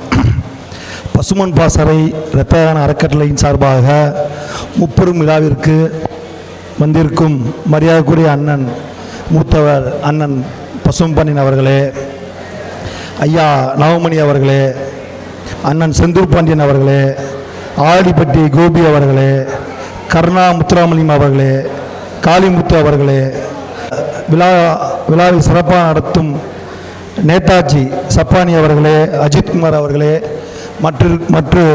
மற்றும் இங்கு வந்திருக்கும் நம்ம சொந்த பந்தங்களே, அனைத்து உறவுகளே, இந்த விழாவே வந்து நம்ம ஒரு குடும்ப விழா தான். அதாவது நம்ம கண்ணனை பற்றி சொல்லணும்னா இந்த நிகழ்வை வந்து சிறப்பாக பண்ணியிருக்காரு. இந்த நிகழ்வுக்கு மெயின் காரணமே அந்த இரத்த தான முகாம் தான். அதாவது நீங்கள் எந்த டைம்லையும் எப்போ ஃபோன் பண்ணாலுமே ரத்த கொடை வந்து ஆள் அமுச்சு விட்ருவாரு. என்னைய சார்ந்தாக்களுக்கே 9 பேருக்கு அமுச்சு விட்ருக்காரு. நான் கூட இப்போ ரீசெண்டாக கூட நம்ம தஞ்சாவூரில் ஒரு சின்ன எமர்ஜென்சி உடனே கூட்டி இன்ஃபார்ம் பண்ணோம், உடனே டக்குன்னு அமுச்சு விட்டார். இதே சொல்கிறோம்னா ஒரு உயிரை காப்பாற்றுறது வந்து எந்த ஒரு எமர்ஜென்சிலையும் ரத்தம்ன்றது மிக முக்கியம். அதை வந்து அவர் கண்ணன் செய்கிறான்றது பெரிய விஷயம். ஏன்னா அவர் வந்து ஒரு லோடு மன்னர் வந்து கம்மியாக தான் படிச்சிருக்காரு. ஒரு பெரிய இதன் மூலமாக எல்லா மாவட்டங்களையும் ஒரு டீமை உருவாக்கி அதை முறையாக வந்து முறைப்படுத்தி அதை சரியாக கொண்டு போயிருக்கார். இப்போ வரைக்கும் இது வரைக்கும் கிட்ட ஒரு 10-15 பேருக்கு மேலே ரத்த தானம் கொடுத்துருப்பாரு. லாஸ்ட் இயர் பேசும்போதே ஒரு 10-12 பேர் சொன்னார்.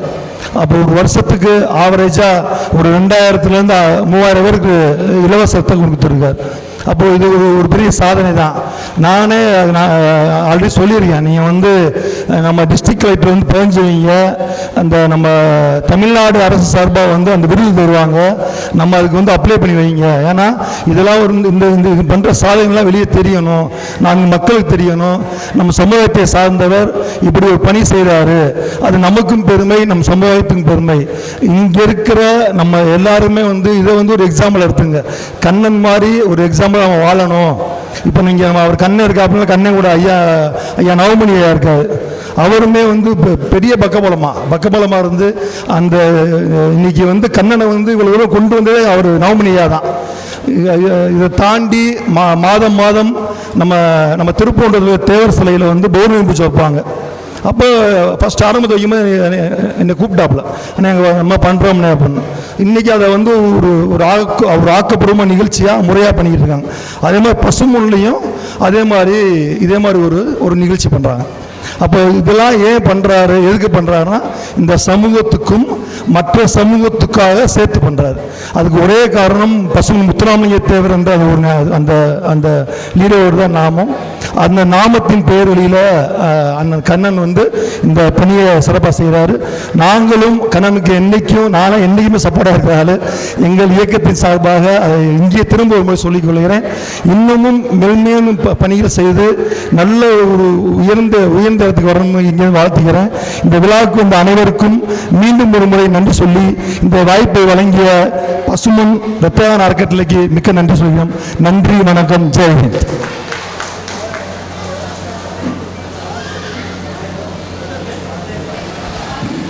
சிறப்பாக வாழ்த்துரை வழங்கிய அன்பு சகோதரர் B.K. கவிக்குமார் அவர்களுக்கு பசுமன் பாசறை இரத்த தான அறக்கட்டளையின் சார்பாக நன்றியினை தெரிவித்துக் கொள்கின்றோம்.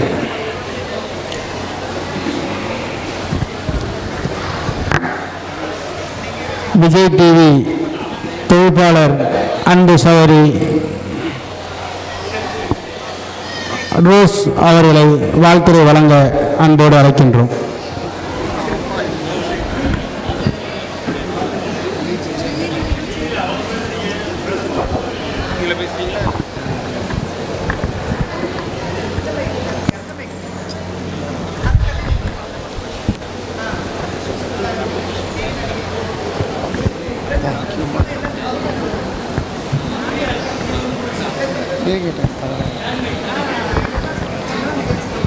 மட்டாரும் தென்களத்தை படிகாசன் உரைத்த தமிழ் வரைந்த ஏட்டை தொட்டாலும் கைமணக்கும் சொன்னாலும் வாய்மணக்கும் துரிய சேற்றில் நட்டாலும் தமிழ் பெயராய் வளர்ந்திடுமே நாட்டினிரு நளினம் கொண்ட தமிழுக்கும் என் தாய்க்கும் வணக்கம். எல்லாரும் எப்படி இருக்கீங்க? நல்லா இருக்கீங்களா? உற்சாகமாக கைத்தட்டுங்க பார்க்கலாம்.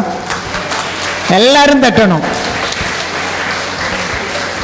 எனக்கு நிஜமாவே இங்கே என்ன நடக்குதுன்னு எனக்கு தெரியவே செய்யாது. இவங்க வந்து எஸ்டர்டே நைட்டுன்னா 8:30 தான் அவங்களோட ஒரு ஸ்டேட்டஸ் பார்த்துட்டு கேட்டேன். நான் மதுரைன்னா எனக்கு ரொம்ப பிடிக்கும். மதுரையும் பிடிக்கும், மதுரை மக்களையும் பிடிக்கும் எனக்கு ரொம்ப. நான் லாஸ்ட்டாக ஒரு விநாயகர் சதுர்த்தி அப்போ ஒரு ப்ரோக்ராம் சீஃப் கெஸ்டாக வந்திருந்தேன். சார் கூட இருந்தாங்க, கவிக்குமார் சார் இருந்தாங்க. அப்போ ஒரு 2020 நினைக்கிறேன். அப்போ எங்களுக்கு ரொம்ப போலீஸ் பாதுகாப்பெல்லாம் பயங்கரமாக போட்டிருந்தாங்க. அதுதான் லாஸ்ட்டு. அதுக்கப்புறம் இப்போ இங்கே ஒரு தேட்டர் ஓப்பனிங் வந்திருந்தேன் ஒரு 4 month முன்னாடி. நானும் பிளாக் பாண்டி அவங்களும். எனக்கு ஒரு இன்விடேஷன் கொடுக்குறீங்களா? பசும்பன் பாசறை இரத்த தான அறக்கட்டளைன்னு நான் நினச்சிட்டேன். எல்லாரும் இரத்த தானம் பண்ணுறாங்க அப்படின்னு நினச்சிட்டு இருந்தேன். ஆனால் நிஜமாவே இங்கே இருக்கிற அந்த கண்ணன் ப்ளீஸ் கம், அவங்கள பார்க்கும்போது எனக்கே எல்லாரும் தனக்குத்தானே சேமிப்பாங்க, அப்படி தானே? நீங்கள்லாம் உங்களுக்கு தானே சேமிப்பீங்க. ஆனால் இவர் மற்றவர்கிட்ட எனக்கு கொடுக்கறத விடவும் இந்த மாதிரி நிறைய பேருக்கு செய்ய வேண்டிய இருக்குன்னு சொல்லிட்டு மற்றவங்களிடம் யாசகம் பெற்றது மாதிரியே எல்லாருக்கும் உதவி செஞ்சுட்டு இருக்காங்க. ரியலி கைத்தட்டுங்க, நீங்க நல்லா கைத்தட்டணும். தேங்க்யூ கண்ணன். நிச்சயமா இந்த சேவை உங்களுக்கு இது பண்ணட்டும். அவர் மைக்க கொடுக்கும் போதே சொன்னார், நிறைய பேர் பேச வேண்டியிருக்கு, ரத்தின சுருக்கமாக பேசுங்க அப்படின்னு. நான் எல்லாரும் தேவர் ஐயாவை பற்றி பேசினாங்க. நான் அவரை தலை வணங்குறேன். ஏன்னா எங்கள் காலத்தில் நிச்சயமாக அவரை போல ஒரு தலைவர்கள் இருந்திருப்பாங்களான்னு எங்களுக்கு தெரியாது. ஆனால் அவரை பற்றிய நிறைய விஷயங்கள் நான் கேள்விப்பட்டிருக்கேன். தேவர் வீட்டு பொண்ணுன்னு ஒரு படத்தில் அந்த குழந்தை வந்து காதில் ஒரு தங்கட்டி போட்டுட்டு ஆட்டம் தெரியுமா? அங்கே ஒரு பாட்டியம்மா இருக்காங்க பாருங்க, எங்க காணமே, எங்க அவங்கள நான் வந்ததுலேருந்து அவங்கள ரசித்து பார்த்துட்டு இருக்கேன். ரொம்ப நாளைக்கு அப்புறம் அந்த இதை பார்த்துருக்கேன். அதுக்கும் ஒரு வாய்ப்பு கொடுத்ததுக்கு ரொம்ப தேங்க்ஸ். தமிழகத்தில் அதுலேயும் தமிழ்நாட்டில் எந்த ஒரு நிகழ்ச்சிக்கும் இவ்வளவு ஒரு டிராஃபிக் ஆகாது. அரசு அதிகாரிகளிலிருந்து அமைச்சர்களிலிருந்து முதலமைச்சர் வரைக்கும் ஒரு பயப்படுற ஒரு நிகழ்ச்சி அப்படின்னா நம்மளுடைய தேவர் ஜெயந்தி தான். அதுதான் எல்லாருமே அந்த இடத்துல போறதுக்கு வர்றதுலேருந்து அந்த நிகழ்ச்சி எல்லாருக்குமே ஒரு சவாலாக முடியும். அப்பேற்பட்ட ஒரு பேர் கொண்ட நம்ம பசுமன் பாண்டியன் பாசறை அவர்கள், பசுமன் முத்துராமலிங்க தேவர் அவர்களுடைய பேர் மூலமாக இந்த ஒரு நிகழ்ச்சியில் நான் கலந்துட்டதில் ரொம்ப பெருமைப்படுகிறேன். நிஜமாவே இந்த நிகழ்ச்சியை பற்றி எதுவும் தெரியாது. அதுக்கு அடுத்தது இந்த குழந்தைகளுக்கெல்லாம் ஒரு கைத்தட்டல். நிஜமாவே மிக அருமையா அந்த குட்டி குட்டி பாப்பாலாம் உங்களை நான் அப்புறமா எல்லாரையுமே கூப்பிட்டு கொஞ்சுறேன். அவ்வளோ அழகாக சிலம்பம் சுற்றினீங்க, எல்லாமே நல்ல அழகாக இருந்துச்சு. நிஜமாக இந்த இடத்த விட்டு போகும்போது உங்களை எல்லாம் மிஸ் பண்ணுவேன். அவ்வளோ அழகான நிகழ்ச்சி. இந்த இடத்துல என்னையும் வரவழைத்து இந்த நிகழ்ச்சியை ஒரு சிறப்புரையாற்றுவதற்கு வாய்ப்பு கொடுத்த கண்ணன் சார், சோபா மேடம், இங்க இருக்கிற எல்லா தலைவர்களுக்கும் என்னுடைய நன்றி வாழ்த்துக்களை தெரிவித்துக் கொள்கிறேன். நன்றி, வணக்கம். சிறப்பான வாழ்த்துரை வழங்கிய அன்பு சகோதரிக்கு அறக்கட்டளையின் சார்பாக நன்றியை தெரிவித்துக் கொள்கின்றேன். அடுத்ததாக முப்பெரும் விழாவின் வாழ்த்துரை வழங்க அத்தான் ஆலடிப்பட்டி கோபி அவர்களை வாழ்த்துரை வழங்க வருமாறு அன்போடு அழைக்கின்றோம்.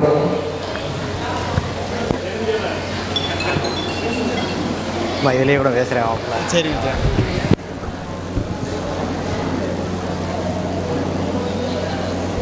பேசலாமா?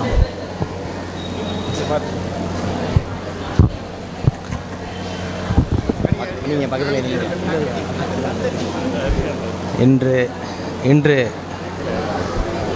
இன்று நடக்கக்கூடிய இந்த பசுமன் பாசறை இரத்த தான அறக்கட்டளையில் மரியாதைக்குரிய மச்சான் அவர்களுக்கு என்னுடைய நன்றியை தெரிவித்துக் கொள்கிறேன்.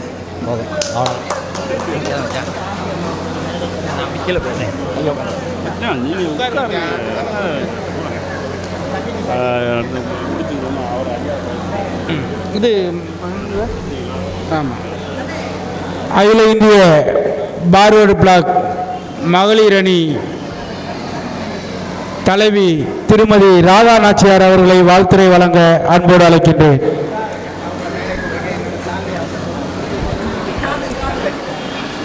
அனைவருக்கும் காலை வணக்கம்.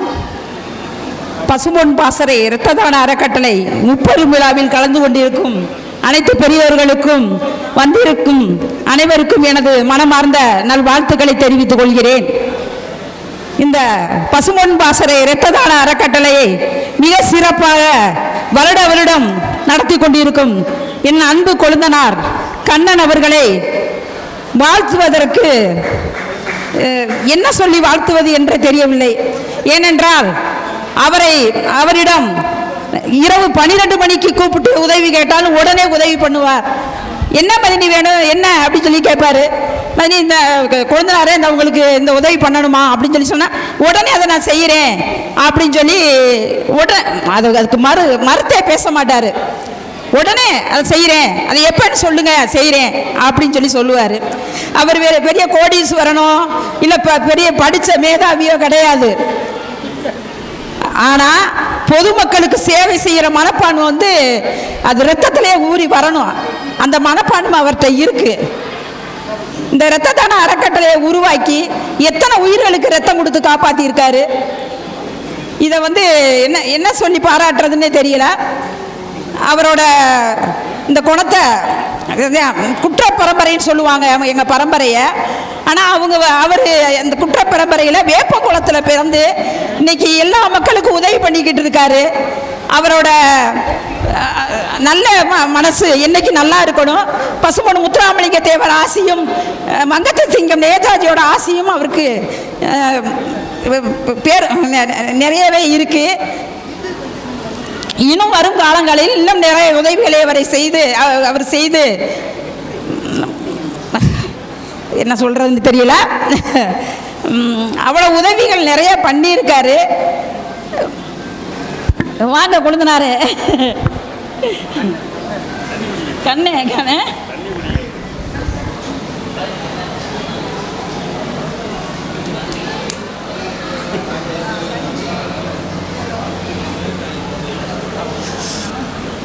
கண்ணன் அவர்கள் நீடூடி வாழ வேண்டும் என்று வாழ்த்துகிறேன். எனக்கு பேச வாய்ப்பளித்த இந்த உறவுகளுக்கு எனக்கு மனமார்ந்த நன்றியினை தெரிவித்துக் கொள்கிறேன். நன்றி, வணக்கம், ஜெய். சிறப்பாக வாழ்த்துரை வழங்கிய அகில இந்திய பார்வர்டு பிளாக் மகளிர் அணி தலைவி சகோதரி ராதா நாச்சியார் அவர்களுக்கு பசுமன் பாசறை இரத்த தான அறக்கட்டளையின் சார்பாக நன்றியினை தெரிவித்துக் கொள்கின்றோம். அடுத்ததாக வாழ்த்துரை வழங்க மனிதம் அறக்கட்டளையின் நிறுவனர் அன்பு சகோதரர் முசாபர் கனி அவர்களை வாழ்த்துரை வழங்க அன்போடு அழைக்கின்றேன். மீண்டும் ஒருமுறை வாழ்த்துரை வழங்குவதற்கு ஒரு அன்பான வேண்டுகோள். ஒவ்வொரு நபருக்கும் 5 நிமிடங்களே ஒதுக்கப்பட்டுள்ளது. அதை அரங்கத்தின் நடைமுறையை கடைபிடிக்க அன்போடு கேட்டுக்கொள்கிறேன்.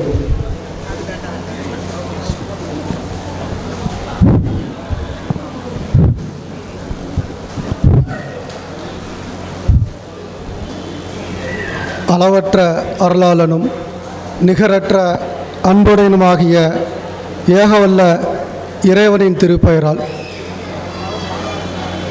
நாமெல்லாம் ஒரு விஷயத்தை நல்லா சிந்திக்கணும். இந்த நவீன உலகத்தில் எவ்வளவோ டெக்னாலஜி வந்துருச்சு. மனிதன் விண்வெளிக்கு சென்று விட்டான், நிலவை அடைந்து விட்டான், நிலவை பார்த்து விட்டான். இன்னும் நமக்கு தேவையான தேவையில்லாத எத்தனையோ அரிய வகை கண்டுபிடிப்புகள் கண்டுபிடிச்சிக்கிட்டே இருக்கிறாங்க தினசரி. ஆனால் முழு உலகத்திலும் தினசரி கோடிக்கணக்கான யூனிட் பிளட்டு ரத்தம் தேவைப்படுது. ஆனால் அதை எந்த விஞ்ஞானிகளால் என்ன செய்ய முடியல, இன்னைக்கு வரைக்கும் கண்டுபிடிக்க முடியல. இது எவ்வளோ பெரிய விஷயம். தினசரி நம்ம கண் முன்னாடி பார்த்துக்கிட்டே இருக்கிறோம். விபத்திலிருந்து ஒரு பெண் பிரசவத்துக்கு போகிறதுலேருந்து கண் ஆப்ரேஷன், காது, எந்த விஷயமா இருந்தாலும் ஒரு மனிதனுக்கு தேவை அப்படின்னு சொன்னால் பிளட்டு தான். ஏன் அந்த பிளட்டை எந்த மனிதரால் இன்னைக்கு ஒரு கண்டுபிடிக்க முடியல? சிந்திச்சு பாருங்க. இன்றைக்கு எனக்கு ஒரு அவசரம், நல்லா தூங்கி கிடக்கிறேன், ஒரு எமர்ஜென்சி ஒரு ஃபோன் அடிக்கிறார், நமக்கு ஃபோனை பார்க்குறது கூட டைம் இருக்காது. நான் பார்த்துருக்கிறேன். இப்போ நம்ம அண்ணன் இருக்கான்னு வச்சுக்கோங்களேன், பிளட்டு தேவை அப்படின்ட்டு நீங்கள் 1 மணிக்கு ஃபோன் அடித்தாலும் சரி, அண்ணன் 1:10க்கு பிளட்டு ரெடி பண்ணி கொடுப்பார். நைட்டு 1 மணிக்கு எங்கே ஃபோன் அடிப்பார், எப்படி அடிப்பார் யாருக்குமே தெரியாது. இது இறைவன் கொடுத்த மிகப்பெரிய கிஃப்ட். எந்த மனிதனால் பிளட்டை கண்டுபிடிக்க முடியாதோ அந்த பிளட்டை தயார் செய்து கொடுக்கிற ஒரு மனிதர் இருக்கிறாரே, அவர் இறைவனுக்கு அடுத்தபடியாக இருக்கக்கூடிய ஒரு மனிதர் தான். அந்த வகையில் தமிழ்நாடு முழுவதும் எந்த விஞ்ஞானியாலும் கொடுக்க முடியாத பிளட்டை ஆப்ரேஷன்ல இருந்து எல்லாத்துக்கும் தயார் செய்து கொடுக்கிற அண்ணன் கண்ணன் அவர்களுக்கு எங்கள் மனிதம் ஜிஓபி அறக்கட்டளை சார்பில் மனமார்ந்த நன்றியை தெரிவிச்சுக்கிறோம். நம்ம ஒரு விஷயத்தை சாதாரணமாக பேசிட்டு போயிடலாம். சுதந்திர வரலாறு சாதாரணமாக பேசிட்டு போயிடலாம். சுபாஷ் சந்திர போஸ் போர் தொடுத்து வந்தாங்க, நேதாஜி வந்தாங்க, பகத்சிங் என்ன சொன்ன பாராளுமன்ற குண்டு போட்டார், நம்ம எத்தனை வர சாதாரணமாக படிச்சுட்டு போயிடலாம். ஆனால் அந்த களத்தில் நின்றவங்களுக்கு மட்டும்தான் அவருடைய உண்மையான வலியும் வேதனையும் தெரியும். அதே மாதிரி தான் இப்போ நான் சால்ட்டாகவே ஹாஸ்பிட்டலில் படுத்துக்கிடுவேன். நான் போய் படுத்துக்கிடுவேன், எனக்கு பிளட்டு தேவை நான் எனக்கு தெரிஞ்ச பிளட்டுக்கு 50 குரூப் வச்சுருக்கிறேன். அண்ணன் எத்தனை குரூப் வச்சுருக்கான்னு தெரியாது. ஒரு பிளட்டை ஒருத்தருக்கு ரெடி பண்ணுறதுக்கு குறைஞ்ச 3 மணி நேரம். எனக்கு ஒருத்தர் பிளட்டை ரெடி பண்ணுறதுக்கு ஒரு 50 பேருக்கு ஃபார்வர்டு பண்ணியிருப்போம். அந்த 50 பேரை நம்ம ஃபாலோ பண்ணணும். அந்த ஃபாலோ பண்ணுறது நமக்கு டைமிங் இருக்கணும், நமக்கு சாப்பாடு, தூக்கம், ஃபேமிலி எல்லாம் இருக்குது. இதே ஒரு நாளைக்கு 4 பேர் கேட்டாருன்னா என்ன ஆகும்? அப்போ அதெல்லாம் தயார் செஞ்சு கொடுக்குற எவ்வளோ விஷயம். நம்ம ரத்த தானம் பண்ணுறதுக்கு தயாராகணும். இன்றைக்கி நமக்கு நிறையா பேருக்கு ரத்தம் கொடுக்குறது பயம். ரத்தம் கொடுத்தா உயிர் பேருமே சத்தியமாக போகாது. 40 நாளில் உங்களுடைய பிளட்டு சுத்தமான பிளட்டாக திரும்ப ரெஃப்ளெக்ஷன் ஆகும். சுத்தமான பிளட் ஊறிடும். நான் சாப்பிடணுமே, அதெல்லாம் ஒன்றுமே கிடையாது.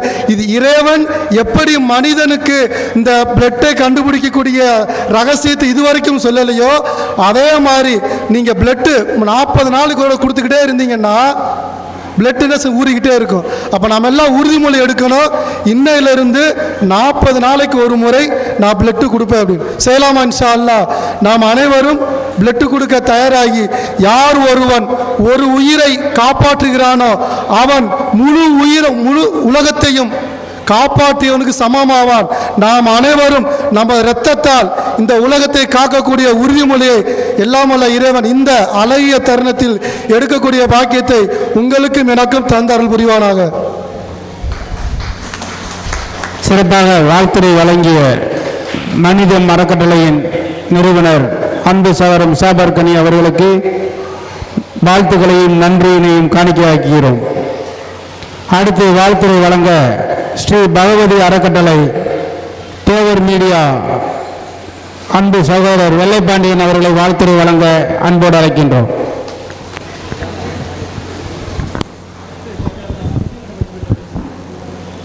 அனைவருக்கும் இனிய மதிய வணக்கத்தை தெரிவித்துக் கொள்கின்றேன். அது மைக்கு ஸ்லோவாக இருக்கு, ஆஃப் பண்ணிடுங்க.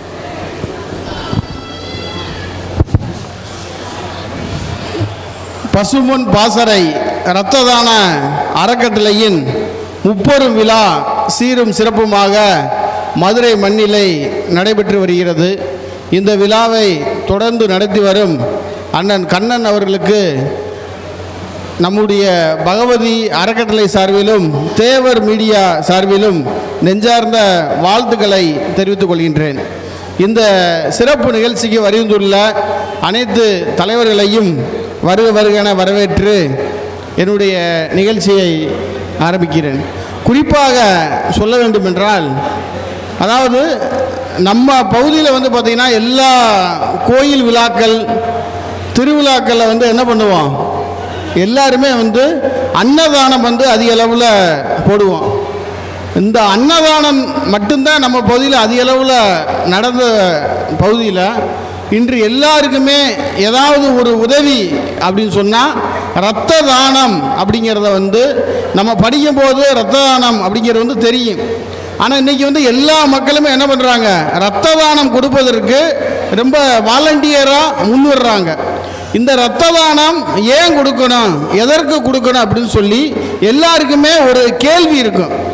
என்ன கேள்விண்டா, நான் எதுக்கு ரத்தம் கொடுக்கணும் அப்படிங்கிற கேள்வி இருக்கும். இப்போ நான் பார்த்தீங்கன்னா ஒரு 18 முறை ரத்த தானம் கொடுத்துருக்கேன். அது கல்லூரி படிக்கும்போது முத ரத்த தானம் கொடுக்குறக்காண்டி ஒருத்தர் கேட்டார். அப்போ கொடுக்க ஆரம்பித்தது. தொடர்ந்து இதுவரை ஒரு 18-20 முறை கொடுத்துருக்கேன். அதுக்கடுத்து இப்போ ரீசெண்டாக கொடுக்கல.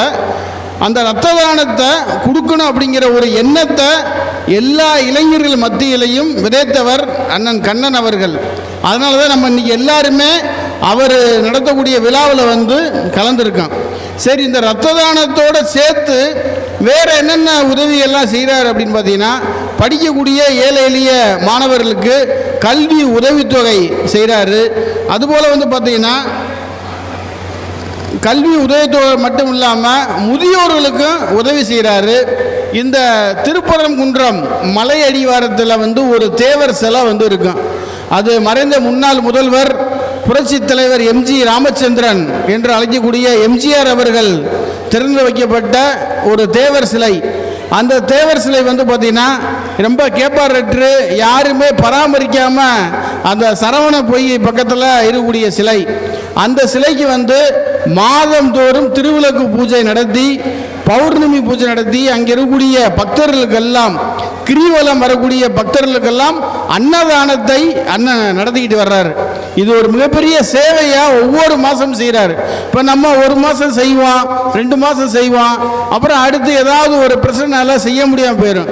ஆனால் எந்த தடங்களும் இல்லாமல் இரத்த தானமும் செய்கிறாரு, கோயில்களில் அன்னதானமும் செய்கிறாரு, ஏழை எளிய மக்களுக்கு கல்வி உதவியும் செய்யக்கூடிய ஒரு நல்ல தலைவராக அண்ணன் கண்ணே இன்னைக்கு சமூகத்தில் சிறந்து விளங்குகிறார். அதுபோல் இன்னைக்கு இருக்கக்கூடிய மக்கள் எல்லாம் உடல் உறுப்பு தானம் அப்படின்னு சொல்லி ஒன்று இருக்குது. அது எத்தனை பேருக்கு தெரியும் தெரியல. இந்த விழாவில் தலைமை ஏற்று நடத்தக்கூடிய நம்முடைய ஃபாரூக்லா கட்சியினுடைய மூத்த தலைவர், தேவருடைய வரலாற்று ஆசிரியர் ஐயா நவமணி அவர்கள் உடல் உறுப்பு தானத்தை செய்திருக்கிறார். அவருக்கு எல்லாரும் எழுந்து நின்று ஒரு கரகோஷத்தை எழுப்புமாறு கேட்டுக்கொள்கின்றேன். ஏன்னா அது ரொம்ப பேருக்கு தெரியாது. அது ரொம்ப அதுபோல் ஐயா வழியே நம்முடைய இந்த அறக்கட்டளையுடைய முன்னணி தலைவர் அண்ணன் சுபாஷ் சந்திர போஸ் அவரும் உடல் உறுப்பு தானமும் செஞ்சிருக்காரு. இதை ஏன் செய்யலண்டா, அன்னதானம் இரத்த தானத்தை தொடர்ந்து எல்லாம் உட்காருங்க, நம்ம இறந்த பிறகு நம்முடைய உடல் மருத்துவ மாணவர்களுக்கு கல்விக்காக பயன்படும். அதன் அடிப்படையில் நம்மளுடைய மண்ணில் மக்கக்கூடிய இந்த உடலை தானம் செய்வதனால வளரக்கூடிய மாணவர்களுக்கு படிப்பதற்கு பயனுள்ளதாக இருக்குன்னு சொல்லி இவங்க 2 பேருமே உடல் உறுப்பு தானம் செஞ்சுருக்காங்க. இது ஒரு விழிப்புணர்வுக்காண்டி நான் உங்களுக்கு சொல்கிறேன். அதுபோல் இரத்த தானம் யார் எப்போ கேட்டாலும், இப்போ நம்ம ராமநாதபுரத்தில் யாராவது வாட்ஸ்அப்பில் போட்டோம்னா உடனே போய் கொடுத்துருவாங்க. கொடுத்துட்டு எனக்கு ஃபோன் அடித்து நன்றி சொல்லுவாங்க. நான் எனக்கு சொல்லாதீங்க, அண்ணனுக்கு சொல்லுங்கன்னு சொல்லி அவர் நம்பரை நான் உடனே கொடுத்துருவேன். அதுபோல் எல்லா உதவியும் செய்வார். அதுபோல் கல்வி சார்ந்த ஒரு உதவியும் கேட்டிருந்தேன், அது இன்றைக்கி செய்கிறதா சொல்லியிருக்காரு. தொடர்ந்து மக்கள் சேவை செய்யக்கூடிய அண்ணன் கண்ணன் அவர்களுக்கு நெஞ்சார்ந்த வாழ்த்துக்களையும் நன்றியையும் தெரிவித்துக் கொள்கின்றேன். நன்றி, வணக்கம், ஜெய்ஹிந்த். சிறப்பாக வாழ்த்துரை வழங்கிய ஸ்ரீ பகவதி அறக்கட்டளை நிறுவனர் சகோதரர் வெள்ளைப்பாண்டியன் அவர்களுக்கு பசுமன் பாசறை ரத்தான அறக்கட்டளையின் சார்பாக பொன்னாடை பூத்தி நினைவு பரிசு வழங்கப்படுகிறது. ராமநாதபுரம் மாவட்டத்தின் 12 தானே?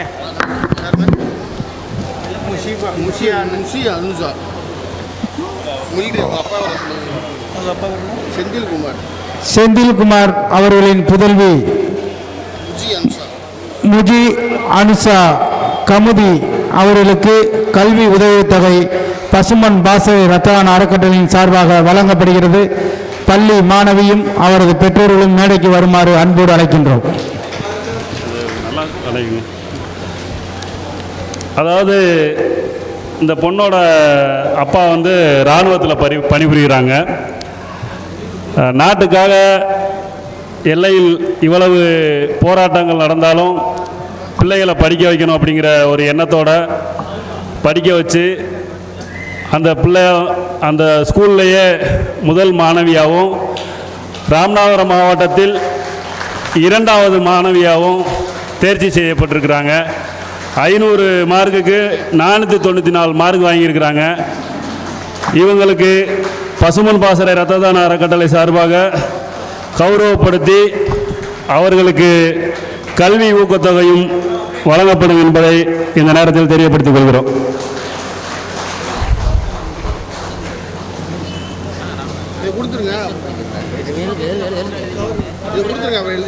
கவர் கவர் கவர் கவர் வச்சிருந்தீங்களே, கவர் அதுனே அதானே.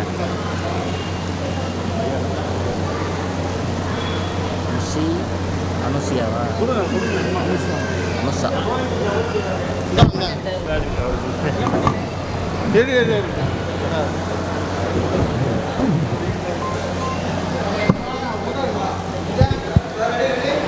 முஜி அனுசா மாணவி கல்வியில் மென்மேலும் வளர்ந்து அரசு துறையில் பெரிய பதவி வகிக்க பசுமன் பாசறை ரத்தான அறக்கட்டளையின் ஆசையும் வாழ்த்துக்களையும் அன்போடு தெரிவித்துக் கொள்கின்றோம்.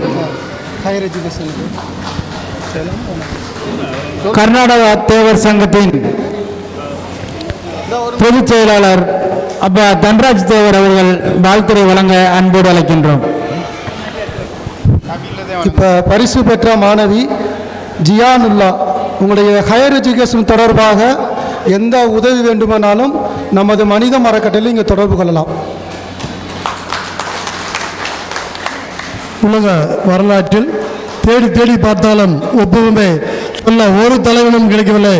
அரும்பெரும் தலைவன் ஒருவர்தான் நேதாஜி சுபாஷ் சந்திர போஸ். அதன் வழியிலே இரத்த தானம் செய்து கொண்டிருக்கும் கண்ணனை போன்ற PK மூகா தேவர் ஐயா அவர்களையும் வணங்க இந்த மேடையில் வந்திருக்கின்ற உறவுகளையும் வந்திருக்கின்ற தாய்மார்கள் பாதம் தொட்டு வணங்கி வரவேற்கின்றேன். உங்கள் அனைவரையும் நாங்கள் எல்லாம் பெங்களூரில் பிள்ளைப்பருக்காக போய்கொண்டிருந்தோம். போன மாதம் எங்களை அடிப்பார்கள் என்று எதிர்பார்த்தோம். வர்ண பகவான் மழை பெய்ந்து இன்றைக்கு பிரச்சனை என்பது இல்லாமல் வாழ்ந்து கொண்டிருக்கின்றோம். நீங்கள் எல்லாம் சுதந்திரமாக வாழ்ந்து கொண்டிருக்கின்றீர்கள். ஆனாலும் அந்த ஊரிலும் தேவருடைய புகழை இருக்க வேண்டும் என்ற எண்ணத்தில் 15 ஆண்டுகளாக கர்நாடகா தேவர் சங்கம் என்று வைத்து 600 நபர்களை வெறும் 1200 ரூபாய் வீட்டுக்கு வாங்கி இன்றைக்கு 10 கோடி ரூபாயில் வேண்டி வைத்துள்ளோம். இந்த ஆண்டு வருமானம் 21 கோடி ரூபாய் வருமானம் மட்டும் வந்துள்ளது.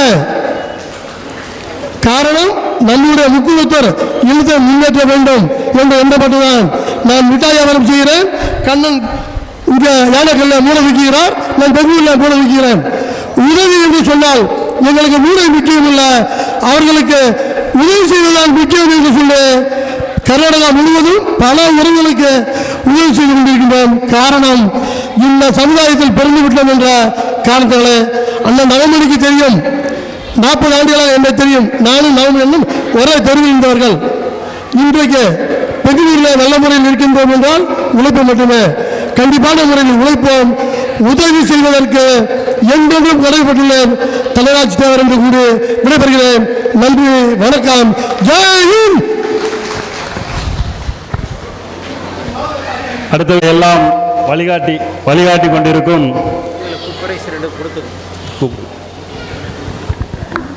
அடுத்ததாக அபி மாணவி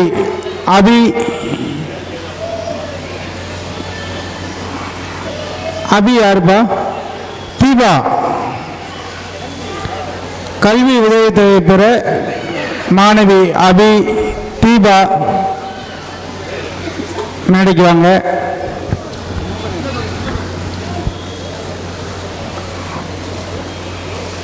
நாளை பசுமன் பாசறை ரத்ததான அறக்கட்டளையின் சார்பாக ராமநாதபுரம் மாவட்டத்தின் பூசேரி கிராமத்தைச் சேர்ந்த ஒரு துப்புரவு பணியாளரின் மகள் கல்வி தொடர முடியாத காரணத்தினால் நாளை அந்த மாணவியை பசுமன் பாசறை ரத்ததான அறக்கட்டளை கல்விக்காக தத்தெடுத்து அந்த கல்வியின் முழு செலவினையும் நம் அறக்கட்டளை ஏற்றுக்கொள்ளும் என்பதை அன்போடு தெரிவித்துக் கொள்கிறோம். போயிட்டாரா? ஏன் அந்த அக்கா இருக்கு மகன் இருக்காங்களா?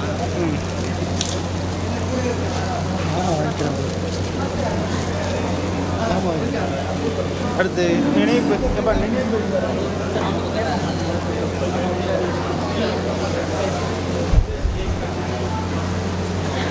பசுமன் பாசறை ரத்ததான அறக்கட்டளையின்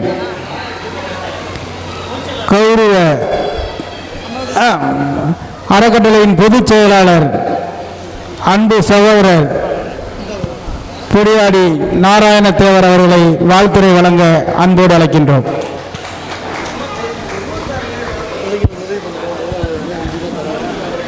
பசும்பொன் பாசறை பிபிஆர் இரத்த தான அறக்கட்டளையின் நிர்வாகிகளுக்கும் மற்றும் இரத்த தானம் வழங்கி கொண்டிருக்கும் அனைத்து நல்ல உள்ளங்களுக்கும், அதேபோல் இந்த விழாவை சிறப்பிப்பதற்காக கர்நாடகாவிலிருந்தும் கன்னியாகுமரியிலிருந்தும் கேரளாவிலிருந்தும் விருதுநகரிலிருந்து பிள்ளைகளை கூட்டிக் கொண்டு வந்த தங்கப்பாண்டி அவர்களுக்கும் எல்லோருக்கும் எனது சார்பாகவும் இந்த பிபிஆர் இரத்த தான அறக்கட்டளையின் சார்பாகவும் மனமார்ந்த நன்றி.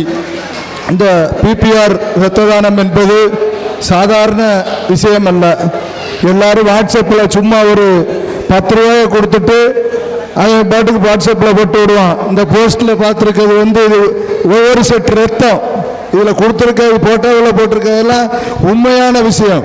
அதுக்காக வேண்டி இது சாதாரணமாக ஒரு இரத்த தானம்ங்கிறது ஒவ்வொரு செட்டு சுபாஷ் சந்திர போஸ் சொன்னார், ஒவ்வொரு வீட்டில் இருந்தும் ஒவ்வொரு பிள்ளைகளை அனுப்புங்க சுதந்திரம் தாரம்னு சொன்ன வகையில் இப்போ கண்ணன் அவதாரம்ங்கிறது 10, ஆனால் 11 அவதாரமாக கண்ணன் வில்லாபுரம் கண்ணன் 11 அவதாரமாக மனித உருவத்தில் இரத்தத்தை கொடுத்து உயிரை காப்பாற்றி கொண்டிருக்கிறார். அது மாத்திரமல்ல, பசும்பொன் பாசறை இரத்த தானத்திலிருந்து சுமார் நாங்கள் ஒரு 8 வருஷமாக தான் எனக்கு கண்ணன் தேவரை தெரியும்.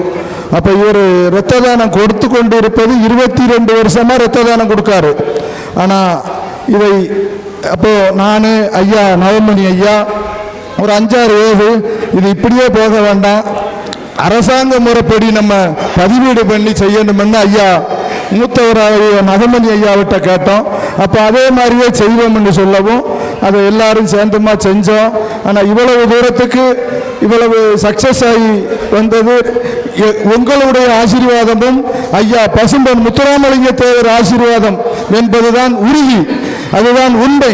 நடமாடும் தெய்வமாக ஐயா பசும்பொன் முத்துராமலிங்க தேவர் வழியில ஐயா நவமணி ஐயா வழிகாட்டியாக உள்ளார்.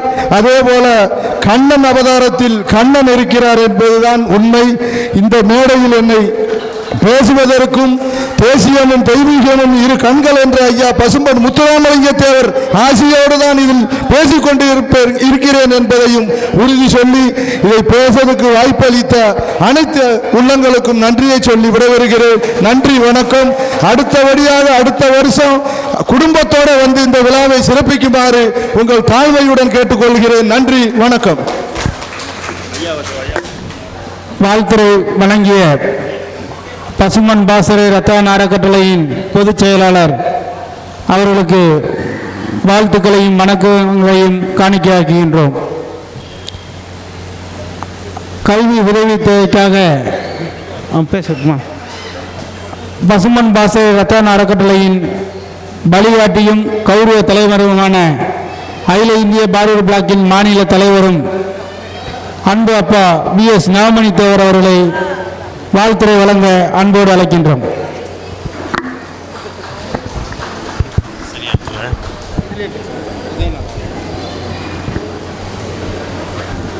பேரன்பிற்கும் பெருமதிப்பிற்கும் உரிய பசும்பொன் பாசறை இரத்த தான அறக்கட்டளையினுடைய நிர்வாகிகளே, இந்த விழாவில் வருகை தந்து பசும்பொன் பாசறை இரத்த தான அறக்கட்டளை செயல்பாடுகளை சிறப்பித்து புகழ்ந்து பாராட்டி பேசி அமர்ந்துள்ள முக்குளத்தோர் எழுச்சி கழகத்தினுடைய தலைவர் அருமை சகோதரர் கவிக்குமார் அவர்களே, வாழ்த்தி சென்றிருக்கக்கூடிய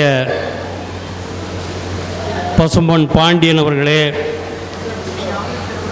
இங்கே தொடர்ந்து ஏறத்தாழ 20 ஆண்டு 30 ஆண்டு 40 ஆண்டு காலமாக என்னோட தேவர் திரு தொண்டன் என்ற முறையின் காரணமாக தொடர்ந்து பயணித்து கொண்டிருக்கக்கூடிய தேவர் திரு தொண்டர்களே, சிலம்பாட்ட கலையை சீரும் சிறப்புமாக வளர்த்து கொண்டிருக்கக்கூடிய பாண்டியா சிலம்பக்கூடத்தினுடைய குழந்தைகளே, உங்கள் அனைவருக்கும் முதற்கண் நன்றி கலந்த வணக்கத்தை சமர்ப்பிக்கின்றேன். வழக்கமாக எப்பவும் கண்ணனை பாராட்டி பேசுவோம், கண்ணனுடைய செயல்பாடுகளை சொல்லுவோம், அடுத்த கட்டமாக என்ன செய்வோம் அப்படின்றதையும் பேசுவோம். இதுதான் இதுக்கு முன்னால் நடந்த நிகழ்ச்சிகள்லாம் நடந்துக்கிட்டு இருந்தது. இந்த முறை கொஞ்சம் அரசியலாக வந்துருச்சு. நான் மகன் தான் கூப்பிடுவேன். பைரவி ஃபவுண்டேஷன்ற பேரில் ஒரு மகளிர் அறக்கட்டளையை உருவாக்கி மிகப்பெரிய ஒரு பெண்ணிய புரட்சியாளராக செயல்பட்டு கொண்டிருப்பவர் சோபா அவர்கள். அவங்கள நாங்கள் இனம் பார்த்து பிரித்து பேசுனதே இல்லை, அப்படி காமிச்சுக்கிட்டதும் இல்லை. என்னை அப்பான்னு தான் கொடுப்பாங்க, நாங்கள் என்னுடைய மக அப்படின்னு தான் பேசுவோம். காமராஜருக்கும் தேவருக்குமான அரசியல் முரண்பாடுகள் எல்லாம் ஆரம்ப காலத்தில் எப்படி இருந்துச்சு, பின்னால் எப்படி மாறுச்சு அப்படின்றதெல்லாம் சொன்னாங்க. அதை தொடர்ந்து பசுமன் பாண்டியனும் பேசினார். ஃபார்வர்ட் பிளாக் என்னமோ தேவமாருக்காக உருவாக்கின கட்சி இல்லை பசுமன் தேவர்கள் கிடையாது, அது வங்கச்சிங்கம் நேதாஜி உருவாக்கின கட்சி. அதில் முஸ்லீம்கள்ல இருந்து எல்லா ஜாதி மக்களும் இருந்தாங்க. இன்னும் நல்லா குறிப்பிட்டு சொல்லணும்னு சொன்னால் 1957 காமராஜருக்கு எதிர்ப்பாக உருவான காங்கிரஸ் சீர்திருத்த கட்சின்ற ஒரு கட்சி இருந்தது. அந்த கட்சியினுடைய சட்டசபை எதிர்கட்சி தலைவராக இருந்தவர் VK ராமசாமி முதலியார். துணைத் தலைவராக இருந்தவர் ராமசாமி பிள்ளை, அம்மா அவங்க ஊருக்காரரு. இன்னும் காமராஜரோடவே ரொம்ப நெருக்கமாக இருந்த பொன்னப்ப நாடார் தேவருக்கு நண்பர். பொன்னப்ப நாடாருடைய புதல்வர் பொன் ராதாகிருஷ்ணன் அமைச்சராகவும் இருந்தார். இன்னைக்கும் தேவர் ஜெயந்தி அன்னைக்கு பால் குடம் எடுத்து வழிபடுவார். மற்ற பக்கம் அந்த பூஜை ரூமை, தேவருடைய பூஜை ரூமை வேற யாருக்கும் உள்ள நுழைஞ்சு உட்காந்து சாமி கும்பிடுறதுக்கு அனுமதிக்கிறது இல்லை. ஆனால் பொன்னப்ப நாடாருக்கு மகன் பொன் ராதாகிருஷ்ணனுக்கு மட்டும் அவரை உள்ள அனுமதித்து அந்த தியானம் செய்வதற்கு அனுமதிப்பாங்க. தேவரோட நிறைய நாடார்கள் காமராஜருக்கு எதிர்ப்பாகவே இருந்தாங்க. KT கோசல்ராம், சீபா ஆதித்தனார், இவர் கேடிகே தங்கமணி, இப்படி பெரிய பெரிய அரசியல் தலைவர்கள்லாம் காமராஜருக்கு எதிர்ப்பாக இருந்தாங்க. அதுபோலவே தேவர் இனத்தில் இருந்தவர்களும் பணக்கார தேவமார் பூரா காங்கிரஸ்ல காமராஜோட தான் இருந்தான். ஏழை எளிய பாட்டாளி மக்களை சேர்ந்த அனைத்து சாதியை சேர்ந்தவர்களும் ஃபார்வர்ட் பிளாக்ல இருந்தாங்க. இன்னும் நம்மெல்லாம் இன்னைக்கு செல்லப்பாண்டியனையும் முக்குளத்தோர் தலைவர்னு சொல்றோம். திருநெல்வேலி சின்ன பிள்ளைங்க சின்ன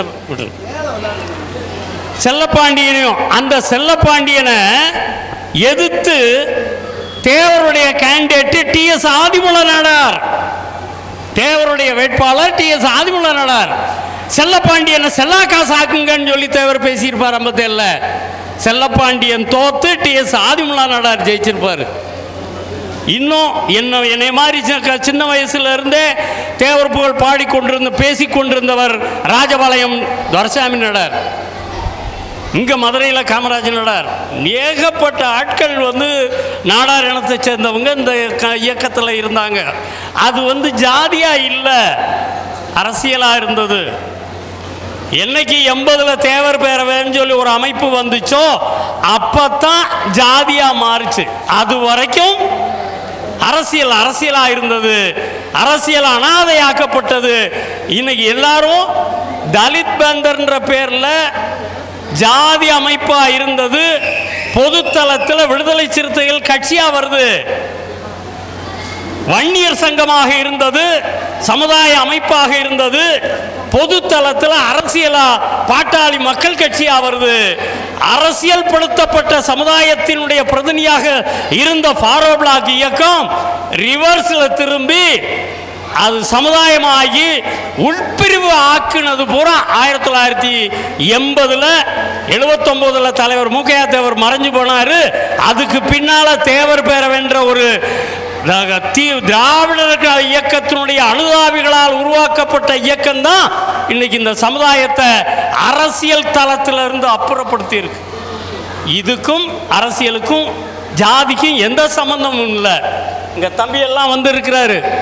முதுகுளத்தூர் தாலுகா கமிட்டியினுடைய தலைவராக இருந்தவர் அப்துல் கரீம் ராவுத்தர். அந்த அப்துல் கரீம் ராவுத்தரோட முதுகுளத்தூர் தாலுகா கமிட்டி செயலாளராக இருந்தவர் துரைராஜ். அந்த துரைராஜ் யாருன்னு தெரியுமா? நீங்க சொல்றீங்களே இமானுவேலை கொண்டு விட்டாரு, அந்த இமானுவேலுடைய கூட பிறந்த தம்பி துரைராஜ் ஃபார்வர்ட் பிளாக் செயலாளர். இப்படியெல்லாம் ஒரு பெரிய வரலாற்று பின்னணி. அதுதான் பசுமன் பாண்டியன் சொன்னார். இல்ல அன்னைக்கு நெருக்கடி தேவர் சொன்னது நேதாஜி விமான விபத்தில் இறக்கல. 1945 ஆகஸ்ட் 18ஆம் தேதி தைவான் என்ற பார்மோசா தீவிலே நடந்த விமான விபத்தில் இறந்து விட்டார் என்று ஜப்பான் ரேடியோ அறிவித்த அந்த செய்தி பொய் என்று சொன்னார். நேதாஜி உயிரோடு இருக்கிறார்னு சொன்னார். மீண்டும் தோன்றுவார் அப்படின்னு சொன்னதுதான் நேருடைய அரசாங்கத்துக்கு மிகப்பெரிய ஒரு அச்சுறுத்தலாக இருந்தது. சர்வதேச குற்றவாளியாக சொல்லப்பட்ட நேதாஜி உயிரோடு இருக்கிறார்னா, இருந்து மீண்டும் வந்தார்னா, சர்வதேச யுத்த குற்றவாளியாக இருக்கக்கூடிய நேதாஜியை இந்திய அரசாங்கம் பிரிட்டிஷ் அரசாங்கத்திற்கு ஆங்கில அமெரிக்க ஏகாதிபத்தியத்தின் கையிலே பிடித்து கொடுக்க வேண்டிய கட்டாயத்தில் இருந்ததா? இந்த காட்டி கொடுத்த நேருடைய அரசாங்கத்தை எதிர்த்து தேவர் பேசியதனுடைய விளைவுதான் அவரை முடிச்சு போடணும்னு சொல்லி அவர் சொல்லும்போது சொன்னாங்க, அவர் பெண்ணாசை கிடையாது, பொன்னாசை கிடையாது, பொருளாசை கிடையாது, பதவி ஆசை கிடையாது. குமாரசாமி ராஜா முதலமைச்சராக இருக்கும்போது தொழிலாளர் துறை மந்திரியா இருங்கன்னு கேட்டாங்க, மறுத்துட்டாரு. ஓபி ராமசாமி ரெட்டியார் முதலமைச்சராக இருக்கும்போது நீங்கள் விவசாயத்துறை மந்திரியாக பொறுப்பேற்றுக்கிட்டு எங்களோட இருக்கணும்னு சொன்னார். நல்லவங்க ஆட்சி செஞ்சா சரியா இருக்கும், நீங்க நல்லவங்க, உங்க ஆட்சியில எந்த குறைபாடும் வராது, நான் இருந்தான்னா நீங்க இருந்தா நல்லவன் இருந்து காரியத்தை செய்யணும் அப்படின்னு சொல்லி ஓமந்தூர் ராமசாமி ரெட்டியாருக்கு ஆதரவு தெரிவித்தவர் பசுமன் முத்துராமலிங்க தேவர். அவர் நினைச்சிருந்தா எப்போ வேணாலும் மந்திரியா போயிருக்கலாம். இப்படி அவருக்கு நீண்ட நெடிய வரலாறு. இன்னைக்கெல்லாம் பிள்ளைங்கள்லாம் இருக்கிறாங்க, ஏதாவது ஒரு விழாவுக்கு போனால் கவிக்குமார் போகிறாரு அப்படின்னு சொன்னால் ஆரத்தி எடுப்பாங்க. அந்த ஆரத்தி எடுத்துட்டு அதில் வந்து அந்த இதை எடுத்து கரைசலை எடுத்து திலகமாக இடுவாங்க. அதை தம்பி ஏற்றுக்குருவார். ஆனால் தேவர் சின்ன குழந்தையா இருந்தாலும் பெரிய பெண்களாக இருந்தாலும் ஆரத்தி எடுக்கிறாங்கன்னா அந்த ஆரத்தி தட்டில் காசு போடுவார தவிர அதில் இருக்கக்கூடிய அந்த குங்குமத்தை செந்தூர்க்கத்தை எடுத்து நெத்தியில் வைக்கிறதுக்கு அனுமதிக்க மாட்டார். அவரே எடுத்து வச்சுக்கிடுவார். அப்படி ஒரு ஆரத்தியை கூட வைப்பது கூட பெண்களை தீண்டக்கூடாது என்ற நைஷ்டிக பிரம்மச்சாரியாக வாழ்ந்தவர் பசும்பொன் தேவர். அதில் தான் அதனுடைய எங்கேயோ செப்டம்பர் 11ஆம் தேதி நடந்த கொலை, அதில் செப்டம்பர் 28ஆம் தேதி மதுரையில் நடந்த காமராஜ் எதிர்ப்பாளர்கள் உருவாக்கின மாநாட்டில் பேசி முடிச்சுட்டு வரும்போது ஒரு எம்பியா இருக்கிறவரை பாதுகாப்பு சட்டப்படி கைது பண்ணுறாங்க. செப்டம்பர் 28ஆம் தேதி கைது பண்ணியாச்சு, அரசு பண்ணி ஒரு எம்பியை ஜெயிலில் வச்சிருக்கிறாங்க. அதுக்கப்புறம் நவம்பர் மாதம் 23ஆம் தேதி கொண்டு போய் இமானுவேல் கொலை வழக்கில் அவரை சேர்க்குறாங்க. 12 பேர் குற்றவாளி. அதில் முதல் குற்றவாளியாக தேவர் சேர்த்து, அதுவும் சாதாரணப்பட்ட வழக்காக அப்படி நடந்திருந்தா ராம்நாடு செஷன்ஸ் கோர்ட்டில் நடக்கணும். பரமக்குடி மேஜிஸ்ட்ரேட் கோர்ட்டில் வந்து ஆரம்ப கால விசாரணை முடித்து சப்கோர்ட்டுக்கு வந்து மாவட்ட நீதிமன்றத்துக்கு வர்றதுக்கு 10 வருஷம் 12 வருஷம் ஆயிருக்கும். ஆனால் சீக்கிரமாக விசாரித்து சீக்கிரமாக தண்டனை கொடுத்துடணுன்றதுக்கு ஒரு ஏற்பாடு தான் ஸ்பெஷல் கோர்ட். நீங்கள்லாம் பார்த்துருப்பீங்க, ஸ்பெஷல் கோர்ட் கருணாநிதி ஆட்சி காலத்தில் ஜெயலலிதாவுக்கு ஸ்பெஷல் கோர்ட் உருவாக்குனாங்கன்னு. இது அது இல்லை. 1957 தேவருக்கு எதிராக காங்கிரஸ் அரசாங்கம், நேருனுடைய அரசாங்கமும் காமராஜர் அரசாங்கமும் கண்டுபிடித்தது தான் சிறப்பு நீதிமன்றம். அதுவும் எங்க? புதுக்கோட்டை, தொண்டைமான் புதுக்கோட்டையில் சிறப்பு நீதிமன்றம். சிறப்பு judge, special judge Anantha Narayanan ICS. அதுபோல special public prosecutor VL Ethiraj Mudaliar. இன்னைக்கு எத்திராஜ் காலேஜ்னு சொல்கிறோமே, அந்த எத்திராஜ் காலேஜினுடைய ஃபவுண்டர் விஎல் எத்திராஜ் முதலியார். அவர் ஒரு வழக்கறிஞர். பின்னால் ஜட்ஜ் ஆகி ரிட்டையர் ஆனவர் கிருஷ்ணசாமி ரெட்டியார். இவங்கெல்லாம் ஸ்பெஷல் பப்ளிக் ப்ராசிக்யூட்டர். இப்படி போட்டு அந்த வழக்கில் வந்து தீர்ப்பு வந்தது. இந்த கொலையில் தேவருக்கு சம்பந்தம் இருக்குமோ என்று ஐயப்பாடு கொள்வதற்கு கூட ஆதாரமில்லை என்று அனந்த நாராயணன் ஐசிஎஸ் தீர்ப்பு எழுதினார். 11 பேர் குற்றவாளியில் தேவர் ஒருத்தர் முதல்வாதி விடுவிக்கப்பட்டுட்டார். அதுக்கப்புறம் இருக்கிற 8 பேர், அந்த 8 பேர் சாட்சியின் அடிப்படையில் அவங்களும் நிரபராதின்னு சொல்லி விடுவிக்கப்பட்டாங்க.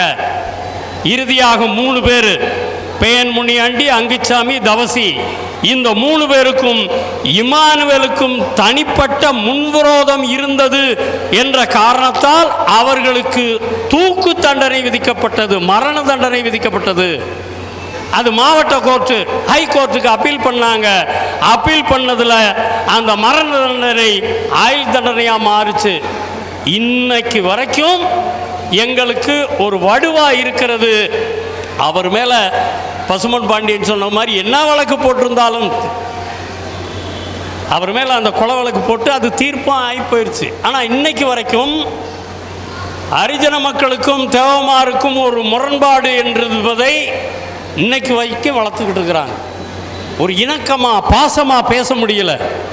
அன்னைக்கு இருந்த ஆட்கள் மிகப்பெரிய ஜாம்பவான் மாப்போ சிவஞான கிராமணியார், மயிலாப்பூர் பொன்னுச்சாமி சிவஞான கிராமணியார்ன்றது பேர். அவர் நாடார் பிரிவில் ஒருத்தர். அவர் செங்கோல்னு ஒரு பத்திரிகை நடத்திக்கிட்டு இருந்தார். அவர் முழுக்க முழுக்க தேவருடைய ஒரு அடித்தொண்டரை போல தேவருக்காக அவ்வளவு போராடி இருப்பார். தெற்கெல்லை போராட்டம், திருத்தணி போராட்டத்தை எல்லாம் முன்னின்று நடத்தியவர் மாப்போசி. அவர் தேவருக்கு நண்பர். இன்னும் தினத்தந்தி ஆசிரியர் சீபா ஆதித்தனார் தேவருடைய நண்பர். இன்னும் அன்னைக்கு இருந்த பத்திரிகைகள் எல்லாம் பூரா காமராஜருக்கு ஆதரவாக நின்னது. ஆனால் இவங்க எல்லாரும் தேவருக்கு ஆதரவாக நின்னாங்க. அங்கே ஜாதியெல்லாம் கிடையாது. அன்னைக்கு அரசியல் இருந்தது. இன்னைக்கு அரசியல் மாறி போய் எதை எடுத்தாலும் ஜாதியாக பார்க்குற ஒரு தன்மை வந்ததுனால இன்னைக்கு இரண்டு பெரிய சமுதாயங்களும் மோதிக்கொண்டிருக்கக்கூடிய ஒரு அமைதியற்ற சூழ்நிலையை உருவாக்கி கொண்டிருக்கிறார்கள். இதெல்லாம் வேண்டாம் அப்படின்றதுக்காகத்தான் நாங்கள் அரசியல் படுத்தி பார்த்தோம். தொடர்ந்து ஃபார்வர்ட் பிளாக்கில் சாதாரண நான் 10ஆம் வகுப்பு படிக்கும் போதிலிருந்து ஒரு கிளையினுடைய செயலாளர். நான் ஃபார்வர்ட் பிளாக்கை தவிர வேறு எந்த இதுக்கும் போக மாட்டேன்.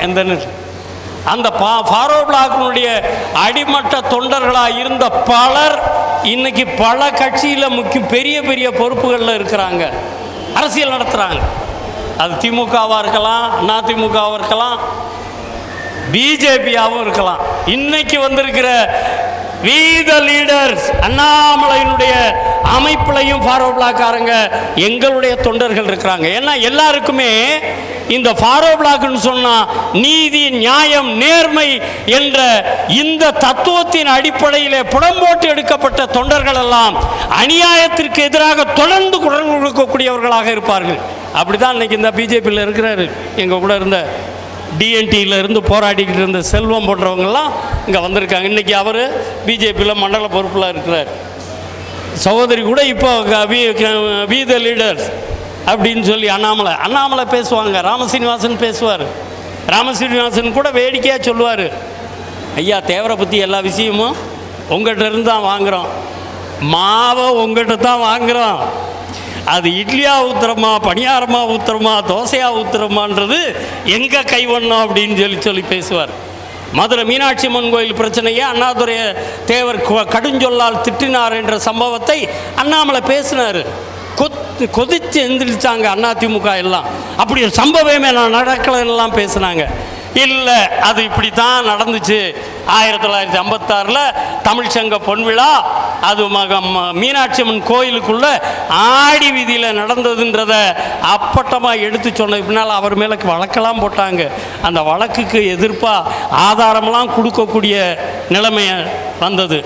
அந்த அண்ணாமலை கண்ணனுக்கும் அண்ணாமலைக்கும் எந்த தொடர்பும் கிடையாது. கண்ணனை அவர் நேரில் பார்த்தது கூட கிடையாது. அவருடைய எக்ஸ் தளத்தில் இப்படி ஒரு கண்ணன் ஒரு சுமை தூக்கும் பணியை செய்யக்கூடியவர், அவர் இரத்த தானத்தை செய்து கொண்டிருக்கிறார். எனக்கு இப்போ இங்கே இருக்கிற பக்கத்து வேப்பங்குளத்துக்காரன் பாவேன் அப்படின்னு பேசுகிறவங்க இருப்பாங்க. அந்த அண்ணாமலை அவருடைய எக்ஸலத்தில் கண்ணனை பற்றி, இந்த பசுமன் பாசறையை பற்றி முன்பின் அறிமுகம் இல்லாமல் அவருடைய சேவையெல்லாம் பாராட்டி பேசி கொண்டிருக்கிறார் என்றால் எந்த அளவிற்கு கண்ணன் இருக்கிறார் என்பது. இன்னைக்கு ஒவ்வொரு இதுகளையும் தேர்ந்தெடுத்து செய்கிறோம். அவருடைய ஒவ்வொரு வேலைகளுக்கும் பின்னால் நான் கூட இருக்கிறோம். தவறு அப்படின்னு வரும்போது பிரேக் அடித்தது மாதிரி இருக்கும், கூடாது அப்படின்னு சொல்லி அவர் ஆசையாக சொல்லுவார், அண்ணே இப்படி செஞ்சிடலாம், வேண்டாம், ஒரே வார்த்தை, அதுக்கப்புறம் மேலே பேச மாட்டார். மற்ற எல்லா வேறு அவருடைய செயல்பாடுகளில் எந்த இடத்துலையும் குறுக்க வர மாட்டேன். ஏதாவது ஒரு நெருடல் வரக்கூடிய செயலாக இருக்குது அப்படின்றது மட்டும் இருந்துச்சுன்னா எந்த மோத்தாட்சியும் இல்லாமல் டக்குன்னு சொல்லிடுவேன். அதையும் அவர் கேட்டுக்கிடுவார்.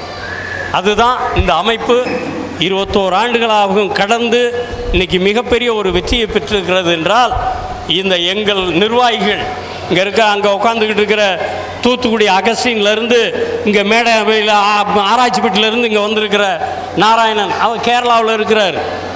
எல்லா